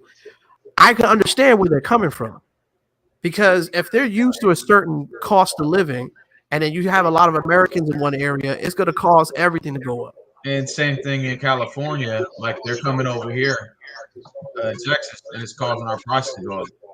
Yeah, I was about to tell him that, Steve. They have the commercials out now where they're damn near begging people to stop coming down here. We're Facts. full. That's crazy. Houston's like, we don't need no more people. Stay away. And this is all pertaining to politics, though. All of this is politics, because it's not necessarily the people that's causing this so-called inflation flux. You know what I mean? A lot of it has to do with government. Even The amount of- Hawaii's complaining about it too. They even changed the zoning laws just recently because they're trying to stop people from just building condos anywhere. Yeah, and you know what? In Florida over here, man, they're cutting down so many trees and building up so many apartments. Like I live. So when you I say live cutting down trees, are they getting into the Everglades at this point? Man, I don't know, brother. Because here's the thing. Hey Jorge, I think you're echoing on your end, bro. Yeah, you might Oh, be. I'm echoing. Yeah. Oh wait, Yeah. no. Oh, I'm watching. Oh, I was watching the Yankee game. My bad. I'm gonna turn it down. You might have to like mute the computer or something like Or that. you can just mute yourself and No, then you you can can mute watch yourself. it. Yeah, there you Oh, go. I'm sorry. No, you're good. So it's like I could understand where they're coming from because, like, for instance, over here with the trees, I live in Central Florida, and at one time we used to smell the orange groves. It used to be real country out here where you just had like natural things. But it seems like over the years, I understand, people are traveling and people have to develop things and build up hospitals and buildings and stuff, but it's gotten so overly packed. Like the traffic is ridiculous over here. It feels like you're in LA, Central LA, or and Los Angeles traffic. It's ridiculous out here, especially when you have Disney traffic. and you have, because I'm in Central Orlando, so you have Disney traffic and you have the airport traffic and then you have the cruise traffic. So all of this is all combined, especially, and you have events that's going on in the city. It gets pretty crazy out here. Hey, I'm still hearing an echo through somebody's Yeah, mic. where's that Anyway, echo coming from? I think it's Jorge. I think it's still Jorge. Hey, Drew, what's going on, Drew G? Oh, let me fix that. What's good? What's good, fellas? Not much. What's going on with you? Brother, another hot Saturday night here in Las Vegas. Man. I can imagine. 107, 110. Darnell knows what I'm talking about. Yep, yes, sir. So. Yep, I'm right down the road from you. Yeah. Hey, so what's your guys' take on Chris Brown, man? And you know, he got these girls paying him money and shit. You know, I'm not mad at Chris Brown. I can't knock the man hustle. You know, every celebrity kind of does that nowadays. They do meet and greets all the time. But to that extreme, man, there's some guys that really need to look at their relationship. You know. Yeah, I want to ask you guys this. Do you think this goes towards the downside of having the internet and the social media? Because, you know, it's funny. I had a conversation with my dad about this the other day because he was telling me back then that, you know, men used to have standards. Men used to date. People in general used to have standards and date in their own league. Like my dad used to have a standard. Like if you took the 70s guy who was buff, the only girls he was messing with were women that went to the gym and were in shape. Now you got a dude that's buff and his girlfriend weighs 500 pounds. And I've never seen that. What I'm implying is that the men's standards have gone down since the 70s. Come on up here, Drew. True prodigy. Come on up. And so what you're seeing now with the dating apps, back then celebrities or men at the top 10% of men higher income earners, they only usually mess with women that were either probably in the modeling industry, that were, you know, on the magazine covers or movie stars, stuff like that. Now these guys are on the internet in a basic chick's DMs from like bumfucked Idaho. And so they'll talk to a girl that's like a 3 or 2 that would never have gotten that attention 30, 40 years ago. And not so necessarily now true. We're seeing a lot of that. True. Yeah. Because go ahead. Sorry to interrupt you, but that's not necessarily true because a few years, man, this is many years ago, I met this chick whose aunt had a kid with Bob Marley. Okay. And Bob Marley was out there just, you know, whatever city the chick was, whoever she was, you know, if he got it, he got it. And he's got multiple kids around the world. And I just think these guys, you know, they always say a guy will even, if she's bad and she looks good, he'll date a girl at McDonald's. It doesn't matter if she's McDonald's, if she's the lawyer, you know, we're going for whatever likes us. That's what we're going for. I agree with that, but I think the internet makes it more accessible and easier for them to do it. Does that make sense? Oh, it does. Yeah. I mean, I know what your dad's talking about. I'm probably just the same age, if not maybe a little bit older than him. And, you know, the extent of how we were dating was, you know, the best looking chick in the city or the county. Yeah. Couldn't go too much further than that. With the advent of the internet and cell phones with camera phones and shit like that, the world's gotten a hell of a lot smaller. Now you're not looking in counties, you're looking in states. You're looking at countries. I was just getting ready to say that, man. You ain't just looking at states, right. man. Yeah, you looking at whole countries. Yeah, it's global now. And here's another thing too. If you lived in a rural area, the average chicks would usually just date the average guys, because if all the good-looking guys got the good-looking girls, then you kind of just dated in your own league. But now they could just go on the internet and say, wait a minute, I don't have to date this average dude from my town. I could just go on the internet and see what's popping in Miami or popping in Chicago. Hey, Steven, I know you've been across the border. You right here in Texas. How many times you been across the border? I ain't gonna lie to you, boss man, twice. That's still more than what QB thinks. He says it's time for you guys to get across the border to TJ. But he don't realize you're in Texas. We got other borders. We don't need to go to TJ. QB. Yeah. Shout out to QB with the I got him on Instagram, so yeah, I'm gonna holler at him after this. Nah, TJ overrated though, in my opinion. You think so? It can be. I mean, if you live in California for years, it is what it is. Okay. You know, I mean, it gets old after a while. You know, I had more fun in Juarez than I did Tijuana, man. Really? Yeah.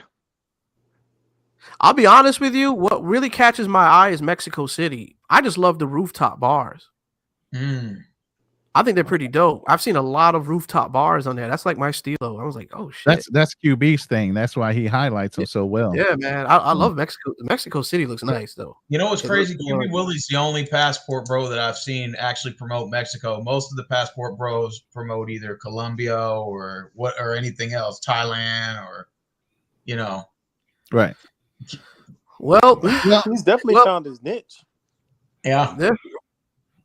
Yeah. I mean, I even said this to QB a long time ago, man. I called him Mr. Mexico, man. I said, listen, dude, you are Mr. Mexico. You have no idea, bro, the type of knowledge you have. Because let me tell you something, there's brothers out here, they're scared of Mexico.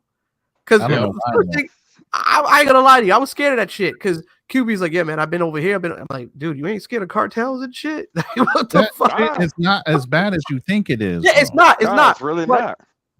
But you get this image of it. See, it's because it's like saying, "Are you afraid of the cartels here in America?" I get it, brother. But what I'm saying to you is, this is what mainstream media teaches us: is to fear. So that way, we're supposed to be scared to not want to go and travel and understand culture or learn that. Hey, that's not what they're all about. They're not all cartels. Like they actually have different cultures. They have a life. They have a structure over here. So yeah, and another thing too, Andrew, to your point is that a lot of times with those cartels, they don't want to do nothing that's going to bring attention to them. Just like the people who went down to Mexico from South Carolina and were mistaken for someone else. Someone got killed. You hear these stories, though. You do hear these stories, brother. Yeah, but you're right. When these stories pop up, it kind of makes you a little bit kind of skeptical and want to travel out there. Yeah, but those people got killed or some of them were murdered because they were mistaken identity being something that they weren't. If they weren't mistaken identity, they probably would have been all right. If they would have initially got to their destination the first time around, it would have been okay. But I think they were making circles and doing. Well, no, it wasn't even that, Drew. To tell you the truth, they were in places where they didn't need to be because they were looking for a little extra, like weed. Oh, okay. The lady had went down there for surgery with her husband, and then two other brothers decided, there was 4 of them all together. 2 of them started to go in the neighborhood thinking they could find somebody that had some weed, and then they got mixed up with Haitians, which was a problem in that area. Haitian drug people going down and trying to sell in their territory. Since they were black and they had dreads, automatic association is these guys are Haitians and they're moving in our territory trying to sell drugs. Before any questions were asked, they were getting shot at. Yeah. And the cartel actually turned those guys over, didn't it? Oh, yeah, because they do not want the U.S. to go down there and do shit in their town. Nope. That's why I said the cartel ain't that bad. I know in Cancun and certain places, there are no-go zones. Cartel literally says, stay out of those areas. If we catch you in those areas, you're going to have hell to pay. And for real? That's money. That's business for them.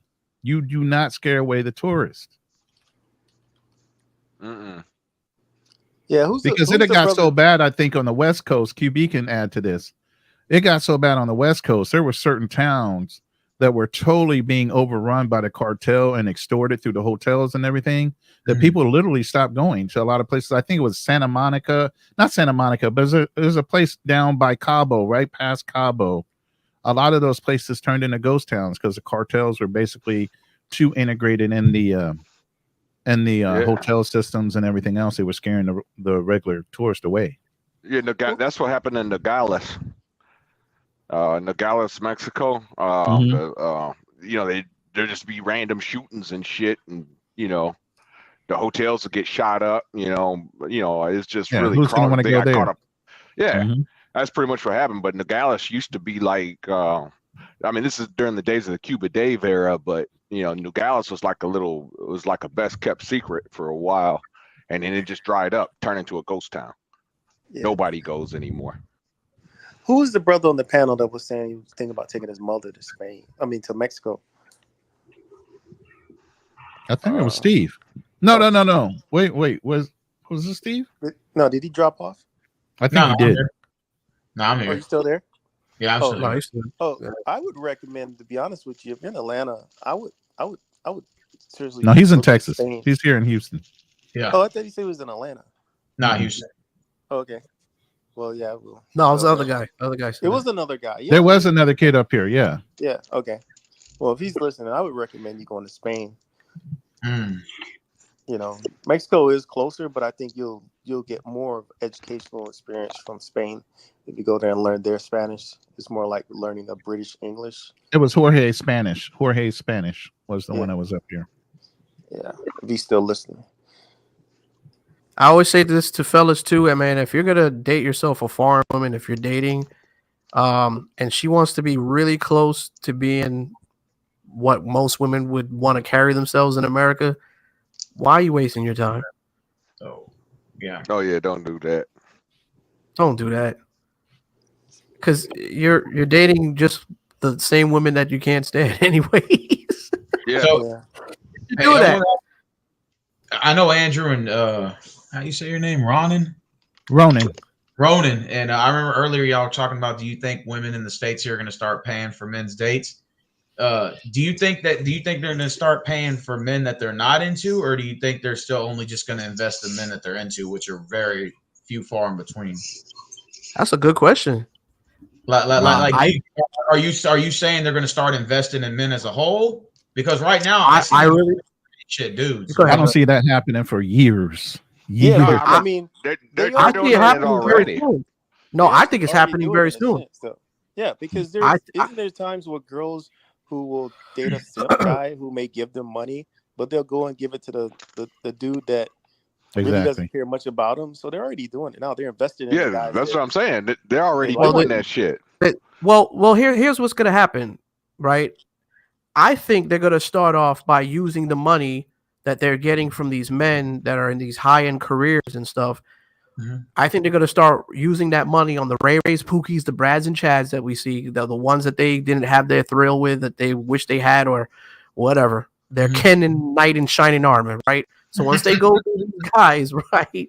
Once they go through these guys, right, they're going to get hurt by them, right? But they're still going to get some money. They're still going to have the assets. I think once they're at their lowest peak to where they know that there's a lot of men, groups of men that are starting to turn the other cheek and they're not giving them any attention, I think that's when they're going to start giving any type of man a time of day. Okay. It's going to be to the part where they're like, well, as long as he has a job, well, he doesn't have to be 6 feet tall. He could just be 5'2" or 5'5". I like my short kings. You see them right now, some of them on social media with these videos now, all of a sudden, like, oh shit, where the hell were you at? Well, Andrew, they're already doing that. We call that settling. Right. Settle. So they've been doing that for years. They have high standards. Well, there's a lot of pick-me's out there now, but at the same time, it's so convoluted. And even if you saw one outside in a club, she would be grouped up with a lot of the ones that are ratchet. Oh yeah, they're not setting themselves aside from them. They're Ratchet traveling culture. right in the same pack. Yep. And that's the thing, man. Ratchet culture is just something that's just been a plague for years. Oh God. Oh, bro. Let me tell you. I saw a video today. There's a brother out there that's in Japan. Oh my God. I was following him because I was following what's the guy? Flight Madness, but I was also following another brother that's in Japan. I think his name's like TD Wisdom or something like that. And you need to see like the first 15 seconds of this video. Like Japan is getting ratchet. I'm trying to tell you. The closer they keep getting to Western culture, they're gonna start changing. Man, now you're giving me nightmares. Hey, that's why I don't care for Sasua. I don't care for places in Medellin. I don't care. That's not what I'm looking for. By all means necessary, you guys can have a good time and rock out to your cock out. Hey, so once the world becomes westernized, next we'll see you guys in the Falkland Islands or Argentina somewhere. Oh, no, brother. No, there's an end game to me, man. I'm settling down. I'm gonna have kids. I'm good, man. I ain't even. Nope. Don't care. I'm not even trying to look at the next 4, 5, 6 generations. Good God Almighty. But let me ask you guys this: how much? I'm not going to say that there's a certain age where you end traveling, but as far as like I guess traveling for like for women and stuff, do y'all see a certain age where y'all just retire from that game, or is it just something you can see dribbling out to your like, to your 80 or 90? I mean, is there a certain age where you're just like, I'll probably retire from the game at like 60 or something? Or I don't think anybody really plays too much of a game. I mean, I think it's till your body can't take it no more. I don't even know if I want to call things a game because I don't even like games. Okay, I didn't mean it like that. I know. Yeah. I mean, I'm trying to understand. Like, are you trying to say like more like just dating different women or seeing different women or something? Yeah. Well, I guess do you think there will be a certain age where you're just like, I've been there, done that, did the traveling, Yeah. Oh yeah. Yeah, of course. It comes in. Yeah, absolutely. You get bored of everything. Eventually you wanna test your limits and it stops being about quantity and starts becoming about quality. Okay. Yeah. And I'm sure your dad talked to you about that as well. Okay. Yeah, but you can't keep doing the same things you've done 10 or 20 years ago. After sometimes it gets a little bit redundant. You gotta grow. You gotta grow, man. I mean, that's just part of life. You can't do the same. Like with me, I haven't the things I used to do like 10, 15 years ago. I'm not doing that shit now. Okay. Are there anything on y'all's bucket list that y'all haven't done yet that y'all would like to accomplish? Hell yeah. Yeah, it's a ton. A lot of stuff still. There's a lot of things, man. Shit. Well, I mean, as far as traveling. Yeah, I haven't hit any European nations yet. Okay. I've done all of Southeast Asia. I've done, some South America. I've done some. I haven't been to Africa but one place, and that was during a conflict. So I don't really consider that traveling. So. Yeah. I want to say this. I with the companion. I'm not doing that by myself thing. I take sand to the beach. Okay. Well, check this out. I'm looking at it like this, man. I know this sounds cheesy, but I've never been to a casino. What? Never. I've never been. Everybody that's lived in Vegas is like tired. I've done a lot of things in life, but I've never been to a casino. So that's what I want to do. You got Taj Mahal and all that shit. Well, no, I know it's crazy, right? It's crazy, but I've never been right there. You're not missing anything. But hey, I just want to win some money. I want to win some money. You know what I mean? So you don't win. Nah, don't start it. Don't start it. Don't start it. Don't start it. Just don't. Do it. The minute you start, man, it's gonna be like, damn it, I gotta get it back. I gotta get it back. I gotta get it back. Normally, what happens for a guy like Andrew is that he'll go into a casino and he will win because he has no fear. He bets conservatively, and he wins because he wins, $100 or $200, and he's like, oh shit, that wasn't too hard. Right. Yeah. Yeah, well, see, exactly, Drew. I'm a conservative type of spender. I don't like to throw out all what's in my wallet. It's the same thing with me. Like when I travel, I like to get the best out of my dollar. I want to make sure my money stretches. Yeah, absolutely. I've been in the casino and seen people bet as low as $200. I mean, not 200, but $2 and walk away with 800. Well, if I have $300 in my pocket, right? I'm just gonna keep the $200 right here. I'm gonna use $100, right? So I know that $100 is no longer mine. That's what I'm putting in my head. I'm using $100. I only have $200 in my pot, so I'm gonna see what I can make out of that $100. If I don't make any money out of that $100, I'm going home. That's it. I'm done. But I have to get something out of that $100 for me to keep on playing the game. Get what I'm saying? Play roulette then. Just do the 50-50. All right. You guys are the experts here. Hey, I'm learning from you guys. Andrew, I was just talking about a guy's video. If you can watch the first 15 seconds of this, his name's KD Wisdom. You want me to look him up? Yeah, KD Wisdom. He's a brother in Japan. And the video that I'm talking about is called How Immigration Changed Japan. and it's got Miss Japan. Miss Japan a few years ago was a sister. Well, she was half American, half Japanese, half Black American, half Japanese. Okay, I'm gonna look it up in just a second, but I want to ask you guys all on the panel since I got you guys here. I'm trying to find the original photo, but I can't find it. But anyways, okay, so you guys see Chris Brown doing a fusion dance from Dragon Ball Z with an unknown guest. Well, I can't find the original photo, but anyways, he paid Chris Brown $1,000 to do the fusion dance. Damn. What do you guys think about another man? Fuck you.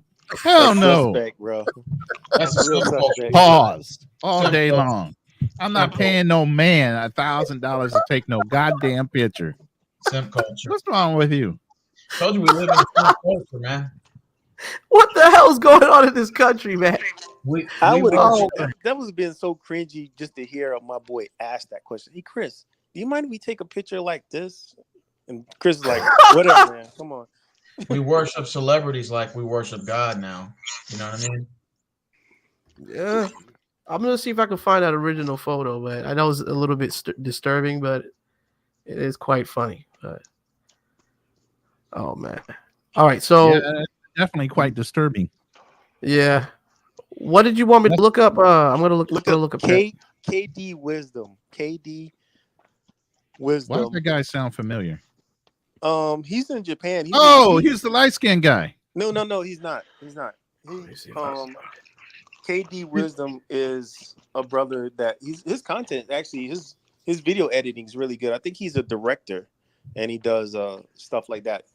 But look at how immigration changed Japan video. KD Wisdom. Oh, KD Wilson. KD Wilson. WILSON. I'm about to say because I'm not finding that here. Okay. Yeah, there's a Wisdom guy. He's like a coach. Like KD Wisdom. KD Wilson. WIL. Oh, Wilson. Okay. The guy with the BBL. Don't say that, Pablo. Please don't say there's a guy with the BBL. Yeah, come on now. Don't say that. I'm definitely not trying to watch those videos. Okay. Hey, if you have the link, you can drop it in the back chat. Drop it in the private chat. Okay, wait, I got it right here. Hold on, Ronnie. I got it right here. Is it called The Dark Secrets of Japan? Girls Exposed? No, how immigration is the latest video dropped today or yesterday. How immigration changed Japan. Oh, got you. Okay. There's not any type of music or anything like that, is there?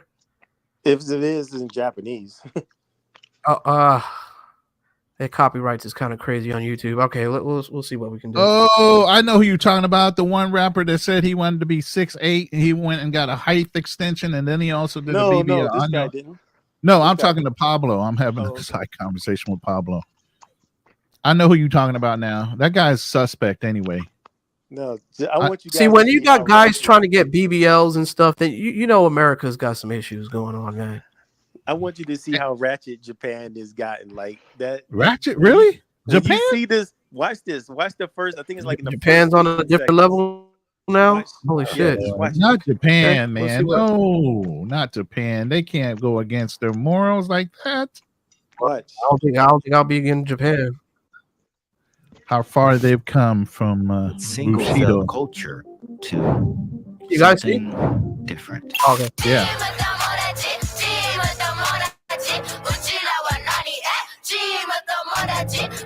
Damn. Yeah. I mean, it's kind of cute, but damn, no, hell no. Yeah, they going in like that. You know what's gonna happen now, right? They're gonna start taking the attitudes of the women that we're trying to get away from. Look at if you look. They kind of look cute. They look cute, ratchet, because they're little Asian women. They got those little soft voices. They ain't sounding like Sexy Red over there. They sounding like real cute, but oh wow, what the fuck, man? What's your take on this, Steve? Have you still with us? Steve, you there? Play it one more time. It's cute to hear him do the little chants and everything, but Japan has been changing under your very eyes. Immigration is shifting the country from its single-celled culture to something different. Oh.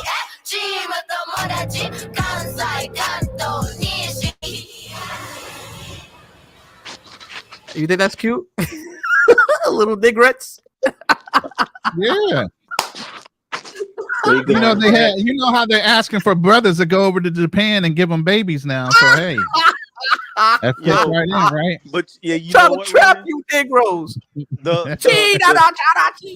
Hey, the video actually that in this entire video right at the end, it shows how, like I said, there's a brother that went over there, had a baby by Japanese lady, and their daughter won Miss Japan, and they're talking about how the dynamics of Japan are changing. She's beautiful. She's a very beautiful girl. Hey man, we blend well with a lot of peoples. You know what I'm saying? I mean, I know that, but damn, man, come on, man, we gotta bring ratchet culture though. Come on, man, like really? It's cute. It's cute, bro. But hey, coming Andrew, up with AKs over there, but man. here's the thing. Listen, they're still Japanese at the end of the day, and at the end of the day, they still respect men. So even though they might give you that little kind of like attitude, at the end of the day, you can just put your foot down. They'd be like, okay. But Ronin, next nigga say something while I'm talking is getting shot. In this video, they're actually saying how things have changed so much that how birth rates have dropped tremendously. Yeah. So this is all about our Western culture where women are like, hey, so do you think? Okay, let me ask you something. Do you think that the Filipino men, or what was no, I'm sorry, the Japanese men? Do you think they approve of this? No, absolutely not. They're breaking against tradition. Yeah, I think they said that 40% of young Japanese men are still virgins. Yeah, because women are not having sex. They're getting robo dolls over there. What? Yeah, the dudes are buying robo dolls and mannequins and shit. It doesn't make any sense though, because look at that. Look at I was the about to say, this brother did an interesting video. OG said Sequita Tamasakis. No wonder. He gave her a Japanese last name and a damn black first name. Good Play it Lord. again. Play it again. I'm wondering what they're saying. I wonder if they're saying like eat mine, whatever. Oh man. Now we know why North Korea won't let none of us in. This Play it is one more time, crazy. Andrew. All right, let me. They would lose their women. Yeah, man, it's good. We got somebody obstacles. What's up, my brother? What's going on? What's going on, fellas? What's going on, man? What's up, obstacles? T991 on it. What's good? Seen that shit. What you think of this, man? It sounds cute though, whatever it means.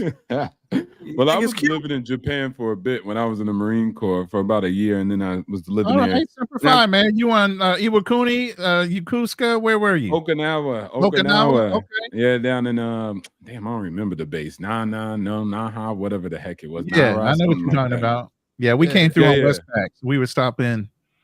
Okay. Well, that's what's up. That's what's up.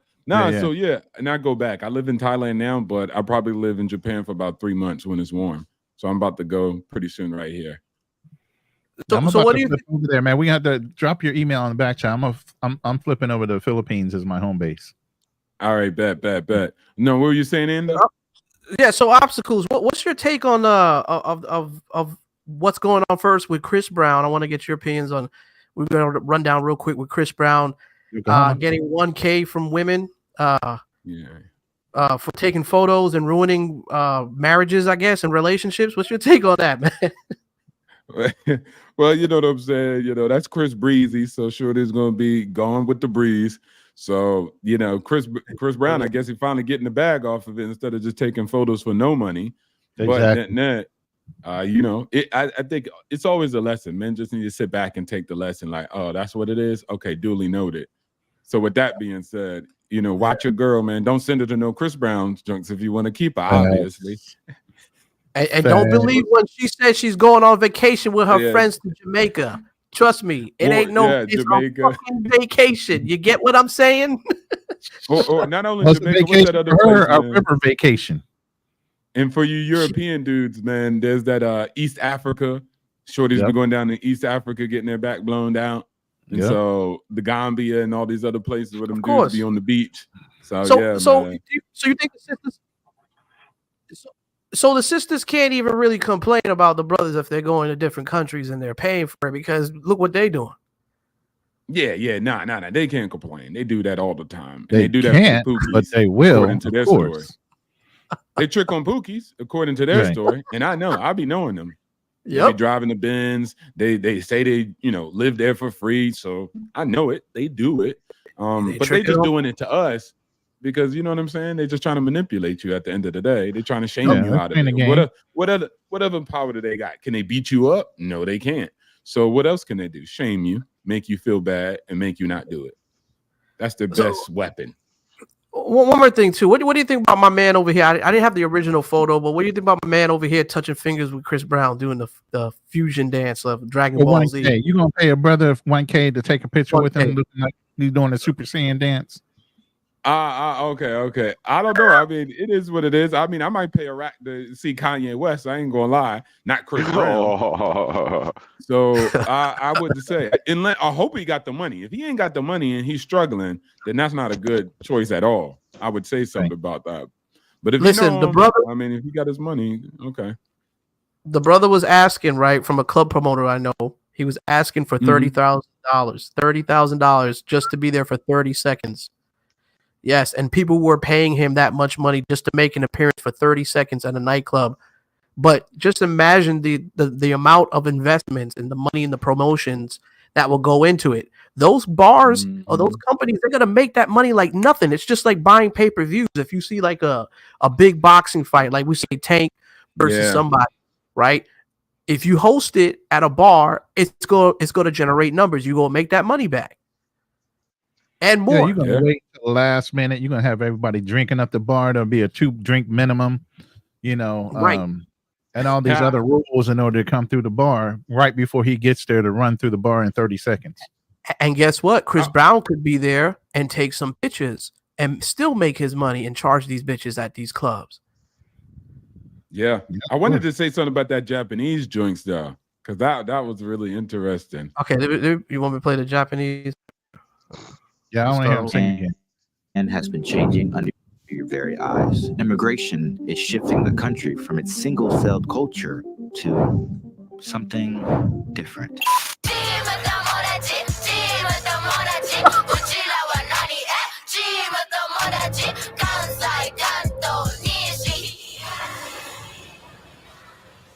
That's what I'm talking about. Hey, that's a motivation.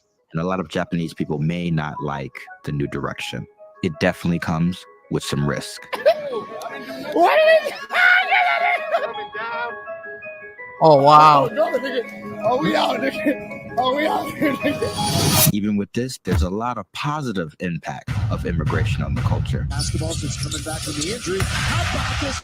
Great throw. Taking it back to the first shift in Japan with a girl named Ariana in 1994. Back then, she was a part of the 0.01% of Japanese-born babies with a foreign parent. Wow, she's beautiful. Born to a Japanese mother and an American father. She is beautiful. Damn. Yeah, she all right. She's beautiful, bro. Like, she look good. No, but neither her mother. Go ahead. No, what happened? No, I was gonna say, I know the guy's talking about immigration, but when it comes to Japan, like they said, like somebody who was it on the panel that said most Japanese men don't get access to no box, right? So, he says it in this video.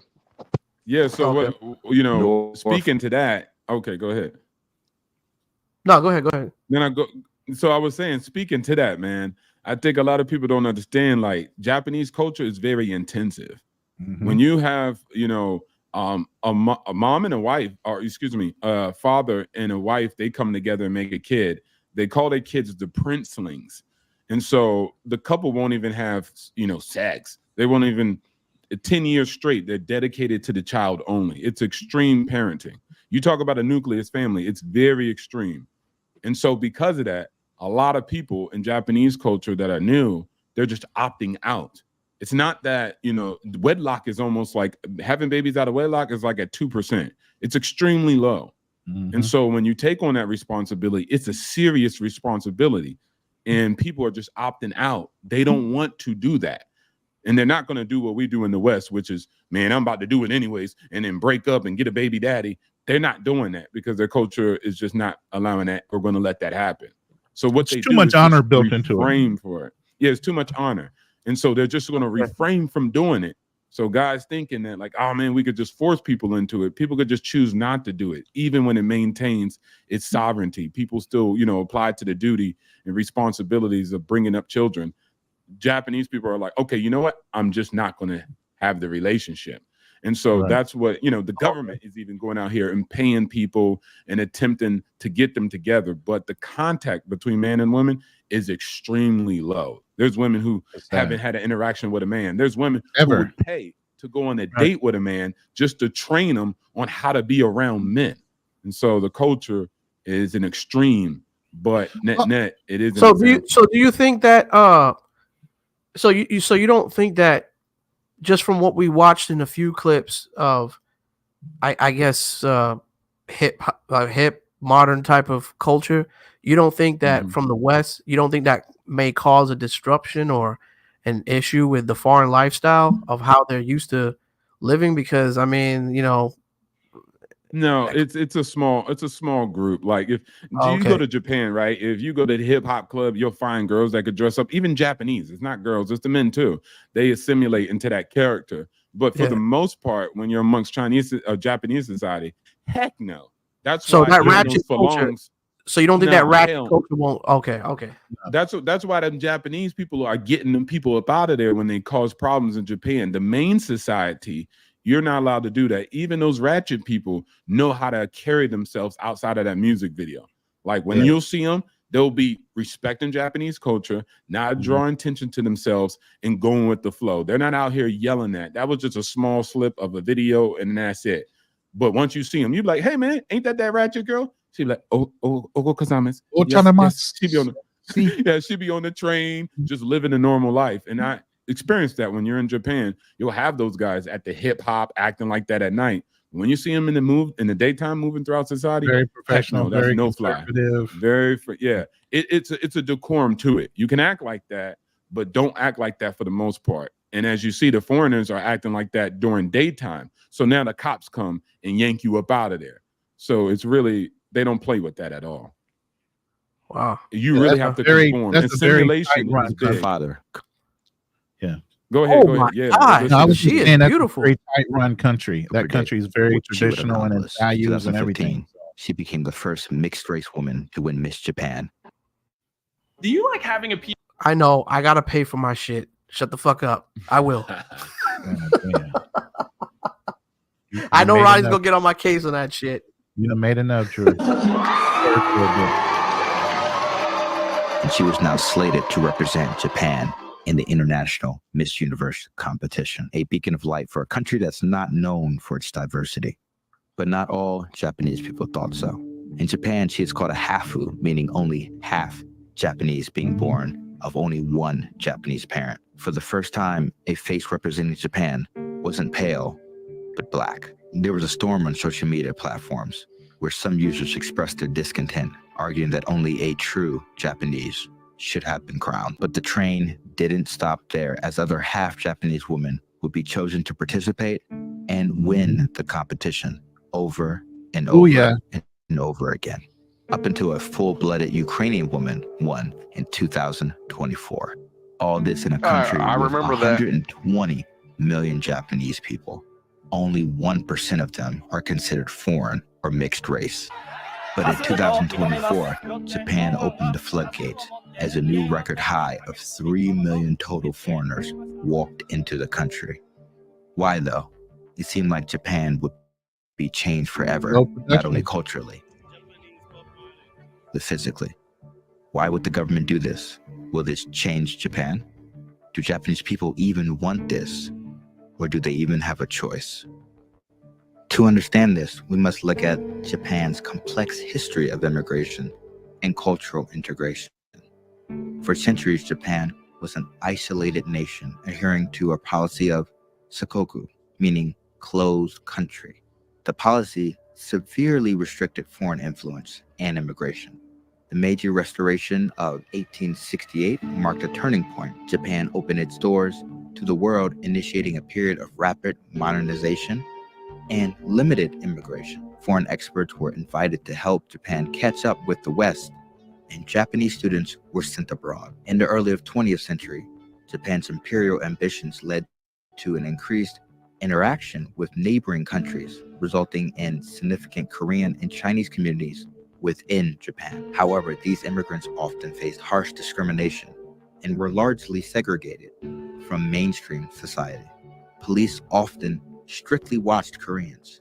A police chief was noted saying, "We don't know what they might do." After World War II, Japan experienced another wave of immigration, primarily from war-torn regions in Asia. During this period, a significant number of Australian and American servicemen stationed in Japan laid with Japanese. Food was so short, a soldier could buy a female companion for as little as a can of condensed milk and a packet of sugar. If a soldier formed a de facto relationship and fathered a child, he had no way of protecting them once his deployment came to an end. It wasn't until 1952 that the servicemen were granted permission to marry Japanese. But even after the marriage ban was lifted, no Australian dared to seek permission to take home a Japanese bride. So as the sun set, a lot of these men went back to their home countries, leaving the women and children to fend for themselves. It was believed somewhere between 100,000 to 200,000 children of mixed blood had been left behind in Japan. Commentators predicted the children would show low intelligence and had a tendency to anti-social behavior. But in fact, the IQ score of those in these family situations were on par with average Japanese people. And delinquency was a result of prejudice and social economic disadvantages, not genetics. In recent years, Japan has witnessed notable shifts in its immigration landscape, reflecting a growing trend towards increased cultural diversity and global interconnectedness. Let's take a closer look at the statistics and demographics of the current immigration population in Japan. As of the latest available data, Japan is home to over 3 million foreign residents hailing from a diverse range of countries across the globe.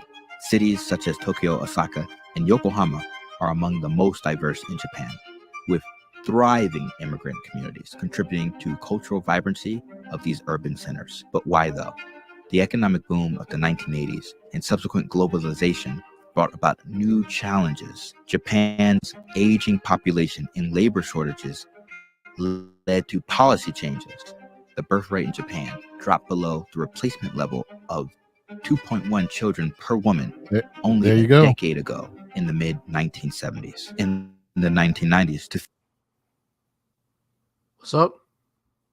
No, I said, there you go. There's the reason something? right there. The death rate is increasing while the birth rate was decreasing, and that's when you start having a lack of population, hence the demand of immigration and foreign marriages. Go ahead. fix this, Japan allowed more foreign workers, especially from countries like Brazil and Philippines, to fill labor gaps. Throughout the 1990s and early 2000s, Japan saw a steady influx of immigrants from these countries. Many of these new residents were descendants of Japanese immigrants who had settled in South America, making their return to a complex blend of cultural readaptation and economic necessity. In 2015, the number of foreign residents in Japan had grown to 2 million, with Korean, Chinese, Filipino, and Brazilian communities making up the largest group. Japan's demographic challenges, particularly in the aging population, declining birth rate, have necessitated a more open stance on immigration. Foreign workers have become essential in sectors such as healthcare, construction, and manufacturing. The presence of these immigrant communities has not only helped alleviate labor shortages, but also introduced new cultural elements into Japanese society, fostering a more diverse and vibrant cultural landscape. Neighborhoods in Tokyo, such as Shinjuku, Okubo, and Yokohama's Chinatown, showcase the multicultural fabric of modern Japan. These areas are bustling with restaurants, shops, and businesses run by immigrants, offering a taste of different cultures. International schools and cultural festivals have also become common, reflecting a growing need to accommodate and celebrate the diverse backgrounds of Japan's residents. As Japan continues to navigate its complexities of immigration and demographic change, the experience of these immigrant communities will play a crucial role in shaping the nation's future. The growing diversity not only addresses immediate economic need, but also enriches the cultural tapestry of Japan's society. As Japan opens its doors to more and more immigrants and embraces more diverse populations, cultural shifts within the country also are evolving. Oh, okay. So I was about to see some ratchet ass. We're about to see some ratchet. We're about to see some ratchet ass dropping. Yeah. soon as this commercial's over, you about to see some twerking going on. We guess. Whoa! Ain't shit shaking, but hey, she's trying. In the 1980s, fair skin was highly valued, symbolizing purity and high social status. Women often used whitening products to achieve a lighter complexion. Sleek, long black hair was considered a classic symbol of beauty. Hairstyles were generally kept simple and elegant. A slim, petite body was preferred. Makeup was subtle, emphasizing a natural look with light foundation and soft lip coloring. Larger eyes began to be seen as desirable, often enhancing subtle makeup or under the knife to make permanence. While straight black hair remained popular in the 1990s, the concept of kawaii or cute became more prominent, influencing Japanese youthful, innocent, and playful appearance was desired. The 2000s saw a variety of hair colors and styles, including brown, blonde, dyed, reflected a blend of Western and Japanese influences. With the rise of ganguro trim, where young women tan their skin, use bright makeup to stand out. It was a big FU to the face of traditional Japanese beauty standards, modeled off Jersey Shore in the 2000s look in America. The foreign influence was strong, but not strong enough to catch fire. The trend didn't last long, but some youth still rock the trend to this day. Out of all the reasons for immigration, one thing the Japanese did keep close was their beauty standards. You still see umbrellas and parasols outside on the sunniest days to stop a tan, no matter if you're young or old. Fast forward to 2015 when history was made by Ariana. And it looks like it hasn't stopped. History has told us Japan adapts slowly, but when it comes to their aging population, if they don't act fast, a total societal collapse is imminent. 43% of Japanese men report being virgins. But this isn't just a problem in Japan. Korea, China, and some parts of America and Europe have also experienced this problem. The rate of Americans giving birth slightly dropped last year as the nation continued. You said 43% of Japanese 43% of Japanese men are virgins. Virgins. That is insane. You think America might end up being that way? Yeah. We're having the same problem. That's going to happen to America? Yeah, we're already having it. Less birth rate, more deaths. Yeah, we're doing the same thing here. Why do you think they're outlawing abortions? Yeah. Exactly. Because our death rate has already surpassed our birth rate. Yeah, Andrew, and if you look at that guy in this study, this trend started in the 70s. So it was already going downhill. Right. And now, but you know what? I think it's a natural selection type of thing, and we're auto-correcting global warming. Because you hear old boy from Microsoft all the time talking about, global population and population control. It's a natural way of doing it. Age out the older people, don't have as many babies. You hence stop the population growth. That's why people are traveling. They try, man. It's crazy, 43% young men. I mean, young men in their prime. Can you imagine having kids? Not even producing. They're not even. I mean, they're out of it, out of the game. I can't even imagine being that age when I was younger, not getting it in. Are you fucking kidding me? Yeah. No. I don't know, man. It's getting hard out here, man. It's getting extra hard out here. Popping off because I've never been to Japan, but I've heard other brothers that have been there that MAGA, that cartoons, this stuff that they watch, that's kind of like their porn. Oh yeah, the anime. Yeah, it is. And they have some very rated X, rated R type of anime over there. So yeah. I mean, they have you got guys over here that are having AI girlfriends and shit. What? They're doing the whole mannequin freaking doll thing too. No, but they're having virtual reality girlfriends now on AI, like this new generation, man. I ain't heard of that one yet, but damn. I ain't either. Yeah, well, there's guys out there. They got the geeks out there, man, the nerds, and they're having virtual reality girlfriends, man. He said, "Gold digger percentages skyrocketed."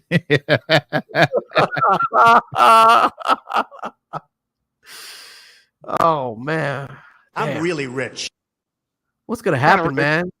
It kind of reminds me of that movie, I think it's the Sixth Day with Arnold Schwarzenegger. Yeah. And, Michael Rappaport, he had that digital girlfriend. Like, you remember that movie? He has a friend. Is it called Total Recall? No. The Sixth Day. The Sixth Day. Oh, okay, Yeah. I'm thinking. He had the animatronic woman or whatever. No, she wasn't even an animatronic. She was like a hologram. Oh no, hell no. Yeah, that's what I mean. That's what you guys are reminding me of when you talk about I've this seen stuff. it. Yeah, they've had a lot of futuristic movies where they kind of alluded to robotics being so advanced. Guys are dating the robots instead of real human women. You know, low birth rates. A lot of these movies and sci-fi movies have been talking about it for decades now. You know what the Japanese now are creating? They got this virtual reality thing. It's like a video game, but you attach like these senses to your body, right? And it's like a glove. Oh, you're already going too far. Okay, stop. You're already going too far. You gotta do all that. If you gotta do all that for pleasure, man, come on, man. It's happening, bro. This stuff is happening. Whether we don't want to believe it or not, they're inventing these things, man. Where you put on the 3D head glasses and there's a chick and she's like, it looks like you're actually really there. And you could design her any type of girl that you want, but you're watching a video. But you think it's real life, which is not. You're under the dimensional AI shit that they put in against your eyes, right? So with the senses, when the girl sits on you, you feel like it's an actual girl. When you're making love to her, you feel like you're making love to her. Yo, this is gonna be hotcakes for guys who ain't getting none. But they're putting on this virtual reality thing. This is gonna be the new sex doll, man. Bodysuit. Yeah, it's gonna be the new robotic AI sex doll. I'm okay with that. I'm good. Yeah, I'm all right with that. I mean, they figure out they figure out, say, a robot that can bring me a beer, make me a sandwich, and then maybe. But no. Hey, why not? And you don't get no too money. many scam bodysuits out there for me not to want to still mate with a bodysuit, a real body, not no fake one. Even if it makes you a sandwich. That's the whole thing. It's the incels that are doing this because they have no other recourse because of the way society is right now. And I get that. But the older guys, there's no way we're going to just convert to that. Like, it's okay. No, not until we die. Then that next generation, they can fall in line with that shit. Yo, the next generation is going to be literally breeding. They're going to be. We'll be the last generations. What's going to happen the next breeding with another person versus, having your sperm extracted and it growing in a fucking and it growing in a goddamn embryo and a some kind of baby form. Well, Roddy, don't say that. Might not have a whole lot of choice. Like a lot more men are becoming more infertile now. And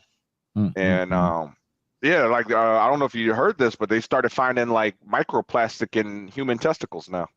Yeah. Oh man, come on, man. That's why I watch what I eat. That's why I watch what I eat. I don't know. I watch everything I put in my. Stay away from mouth. plastic bottles of drinking water. Go to glass bottles of drinking water. Mm-hmm. Well, what it is you got it's I think it's what is it, BPH, or it's a type of plastic.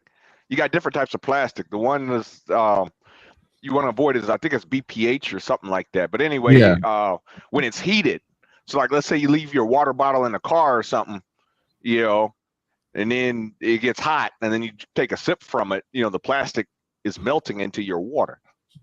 Yeah, I know what you're talking about. Yeah, you have to have that rating on the bottle. Well, so I mean, I drink out of water bottles, but I don't drink no warm water bottle for sure. I throw that shit away. Actually, warm water is more healthier than cold water, so you should be drinking. I mean, it's not healthier, but your body processes it faster. Yeah. Yeah. So if you're dehydrated, you want to, if it's room temperature, your body will process that water faster than if it's cold. Finish this one off because it's done almost. Yeah.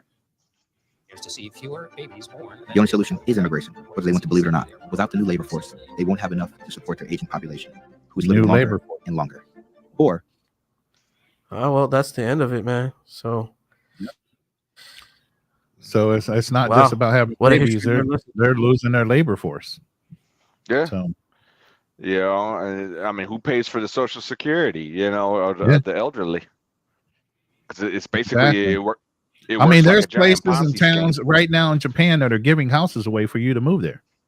Oh shit! I need to go. Yeah, there are actual houses that are given away because the families didn't want to inherit the house. They already settled in whatever towns they're in. A lot of houses are left vacant, so they're literally giving them away in certain towns to have you come move there.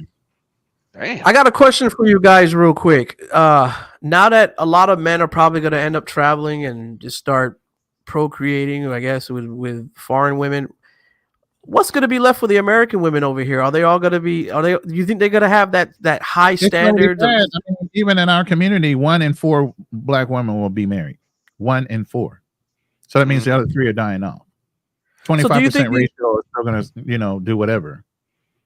But do you think these type of women are still going to want to start hunting down for the celebrities, or do you think they're going to settle for anything? How many women can a celebrity have? Look at Nick Cannon right now. How many baby mamas you got? Is he with any of them? He could afford it though. But is that what they all want? Yeah. They all want to be tied into a harem? Yeah. No, there's a lot of women out there fucking selfish. They don't want to share you. They want you to themselves. Yeah, very few that find us willing to share you with multiple men or multiple women just because you have money. Most women are very selfish and self-centered. That's true. But we're in a different age, and this is a different culture, and this is a different type of women. So listen, I think it's just the highest bidder if you are a guy who has status and you have money, you control the shots, man. You control the shots. You control the shots. Yeah, that's true. But I mean, it's the key word of what you said: status and money. Right. And I can't blame a person like Chris Brown that's out here getting money. Well, how can you when he's got 2 hands full of it right there in that picture? I know, right? Who can be mad at that? No. The man literally makes $30,000 in 30 seconds. Like, come on, bro. God damn. Insane money that I probably would never ever see in my life, bro.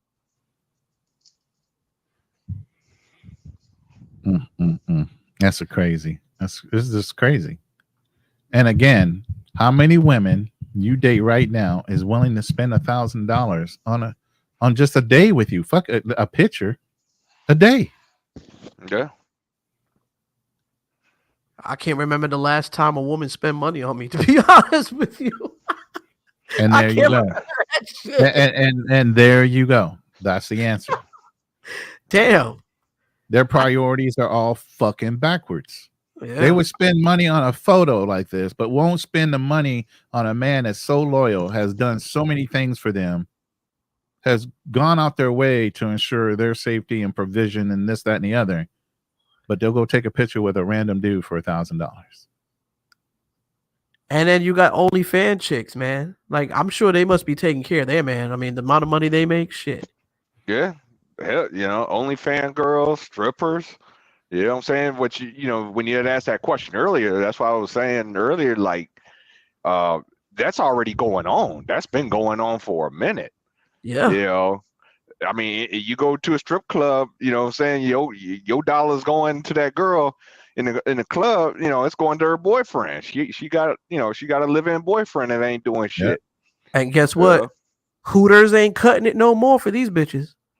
Oh no, Hooters they can make way more money online with less interacting than dealing with anything in a club. Right, they becoming their own CEOs and their own bosses. I mean, we just did that review on the whole Colombian webcam thing. Look how extensive that is. 300,000 potential women on webcams. Are you kidding me? And how much did he say he made the cam guy? He said he made I don't know. He said one girl was making in Colombia by Colombian standards, what, 4 to 5K a month. Now, she's giving up a cut of that, but that's still way more money they would have to make working harder than being on a cam. Right. But you also got to times that by 300,000 girls. But that's their top girls are making 4 to 5. The regular girls, she said, is about 1,000, but still 1,000 times 300,000 is still what, 30 million? That's a lot of money for one guy. 34 corporation, hence the investment. Yeah, corporation. You saw how invested they are with all the different office buildings and all the different apartments. So they're kind of plush, a little bit more comfortable than most of these chicks are probably living in their own homes. Oh yeah. So they definitely make it worth their while because they see the long-term investment opportunity. Right. Because they see the girls, and not just that, it's going to be safer for the guys too. Look at it; it's going to be a safer environment, especially because this is all going out in Colombia. You know, if you go out there in Colombia, risk yourself. You don't have to sleep with these old nasty guys, whatever they don't like. You're just on the camera doing the camera. Well, not just that. Well, I mean, sometimes they got those little houses where they can go in there and they can smash and shit. They'll pay. But why would they now? At that point, once you get spoiled with just being on webcam, don't have to have any interactivity whatsoever, and you're still making as much, if not more, than what you would have to do with sleeping with somebody. Why would you ever go backwards? That's true, but some women just, hey, they want more money. Maybe they're not making enough, and some do like different types of jobs, and they'll probably still turn up your investment on time. It's a fair exchange of time versus value. The more time these girls put into the business, the more money they make. The more money they make, but not just that though. The more money they make, they can feed their families. Not just that, they might be a couple of them might get smart and say, you know what, I'm going to start my own business. Start my own little side business. Back home in my town, my little small town, get a little house and put a couple girls in the house, and all of them just run up their own numbers. Make money off these gringos. Yeah. I mean, look at the strippers. That's what they were doing before. You know, a lot of these strip clubs, they were going because they want their college degrees. Once they got their college degree, it was still so lucrative. They never stopped stripping. Then it was buying houses. Now most of strippers have 2, 3, 4 houses. They have other investments as well. They never wind up quitting stripping because they know that degree is still never going to pay them more than what they were doing. Xing Shang says this. That's the same thing they arrested Andrew Tate for. Exactly. Yeah. And they're doing it big time in Colombia. Yeah. So you can't even get. I think the only reason why he got arrested for that shit, let's just keep it real, is because the government can't get their hands on it. Nah, it was that. It was my bad to interrupt. It was that one American chick that started this shit. Well, yeah, that too. But if the government could get their hands on it, trust me, they'll let that shit slide, bro. If they, I'm sure. Let me put it this way. I'm sure he had local officials on the payroll. That's a standard operating procedure in any major corporation like that. You have people on your payroll. Yeah. Well, that's what Andrew Tate said, in about the Romanian police. Right. You have people on your payroll. It's just standard the way you do business in certain countries. You just need to be smart enough to know to do that. Yeah. But you gotta understand, if he's doing that, and let's just say he get caught, trust me, the Romanian people ain't getting caught. I mean, what are they gonna say? But what I'm saying is, like, if he's paying them, like, okay, if he says to the side, like, hey, listen, man, I'll cough you up a couple million, $3-4 million, wipe this underneath the rug, we're good, right? As long as they get some sort of pay, you can negotiate like that. Yeah, I already know. Yeah, you could do that. You could do that in this country too. I already know. I told you my story. My mom kept the books for the mob, and my brother's dad was a collector for the mob on the Baltimore Pier. It's all about money. I grew up in that life. I know. Right. If they can make more money from you being out of jail, why would they put you in jail? Knowing that the fact that they can't even make any money from you and you be cut off. So they're looking at you as an investment. Okay. All right. You don't want to get out of jail? Okay, no problem. We'll work. We'll do some business together. The problem with Andrew Tate's case is he can't keep his mouth shut. You know what I'm saying? Like when you loud like that. Situation is what's really making it bad. Yeah. I mean, when you talk about, basically he admitted to human trafficking. Had courses on trying to teach other dudes how to human traffic.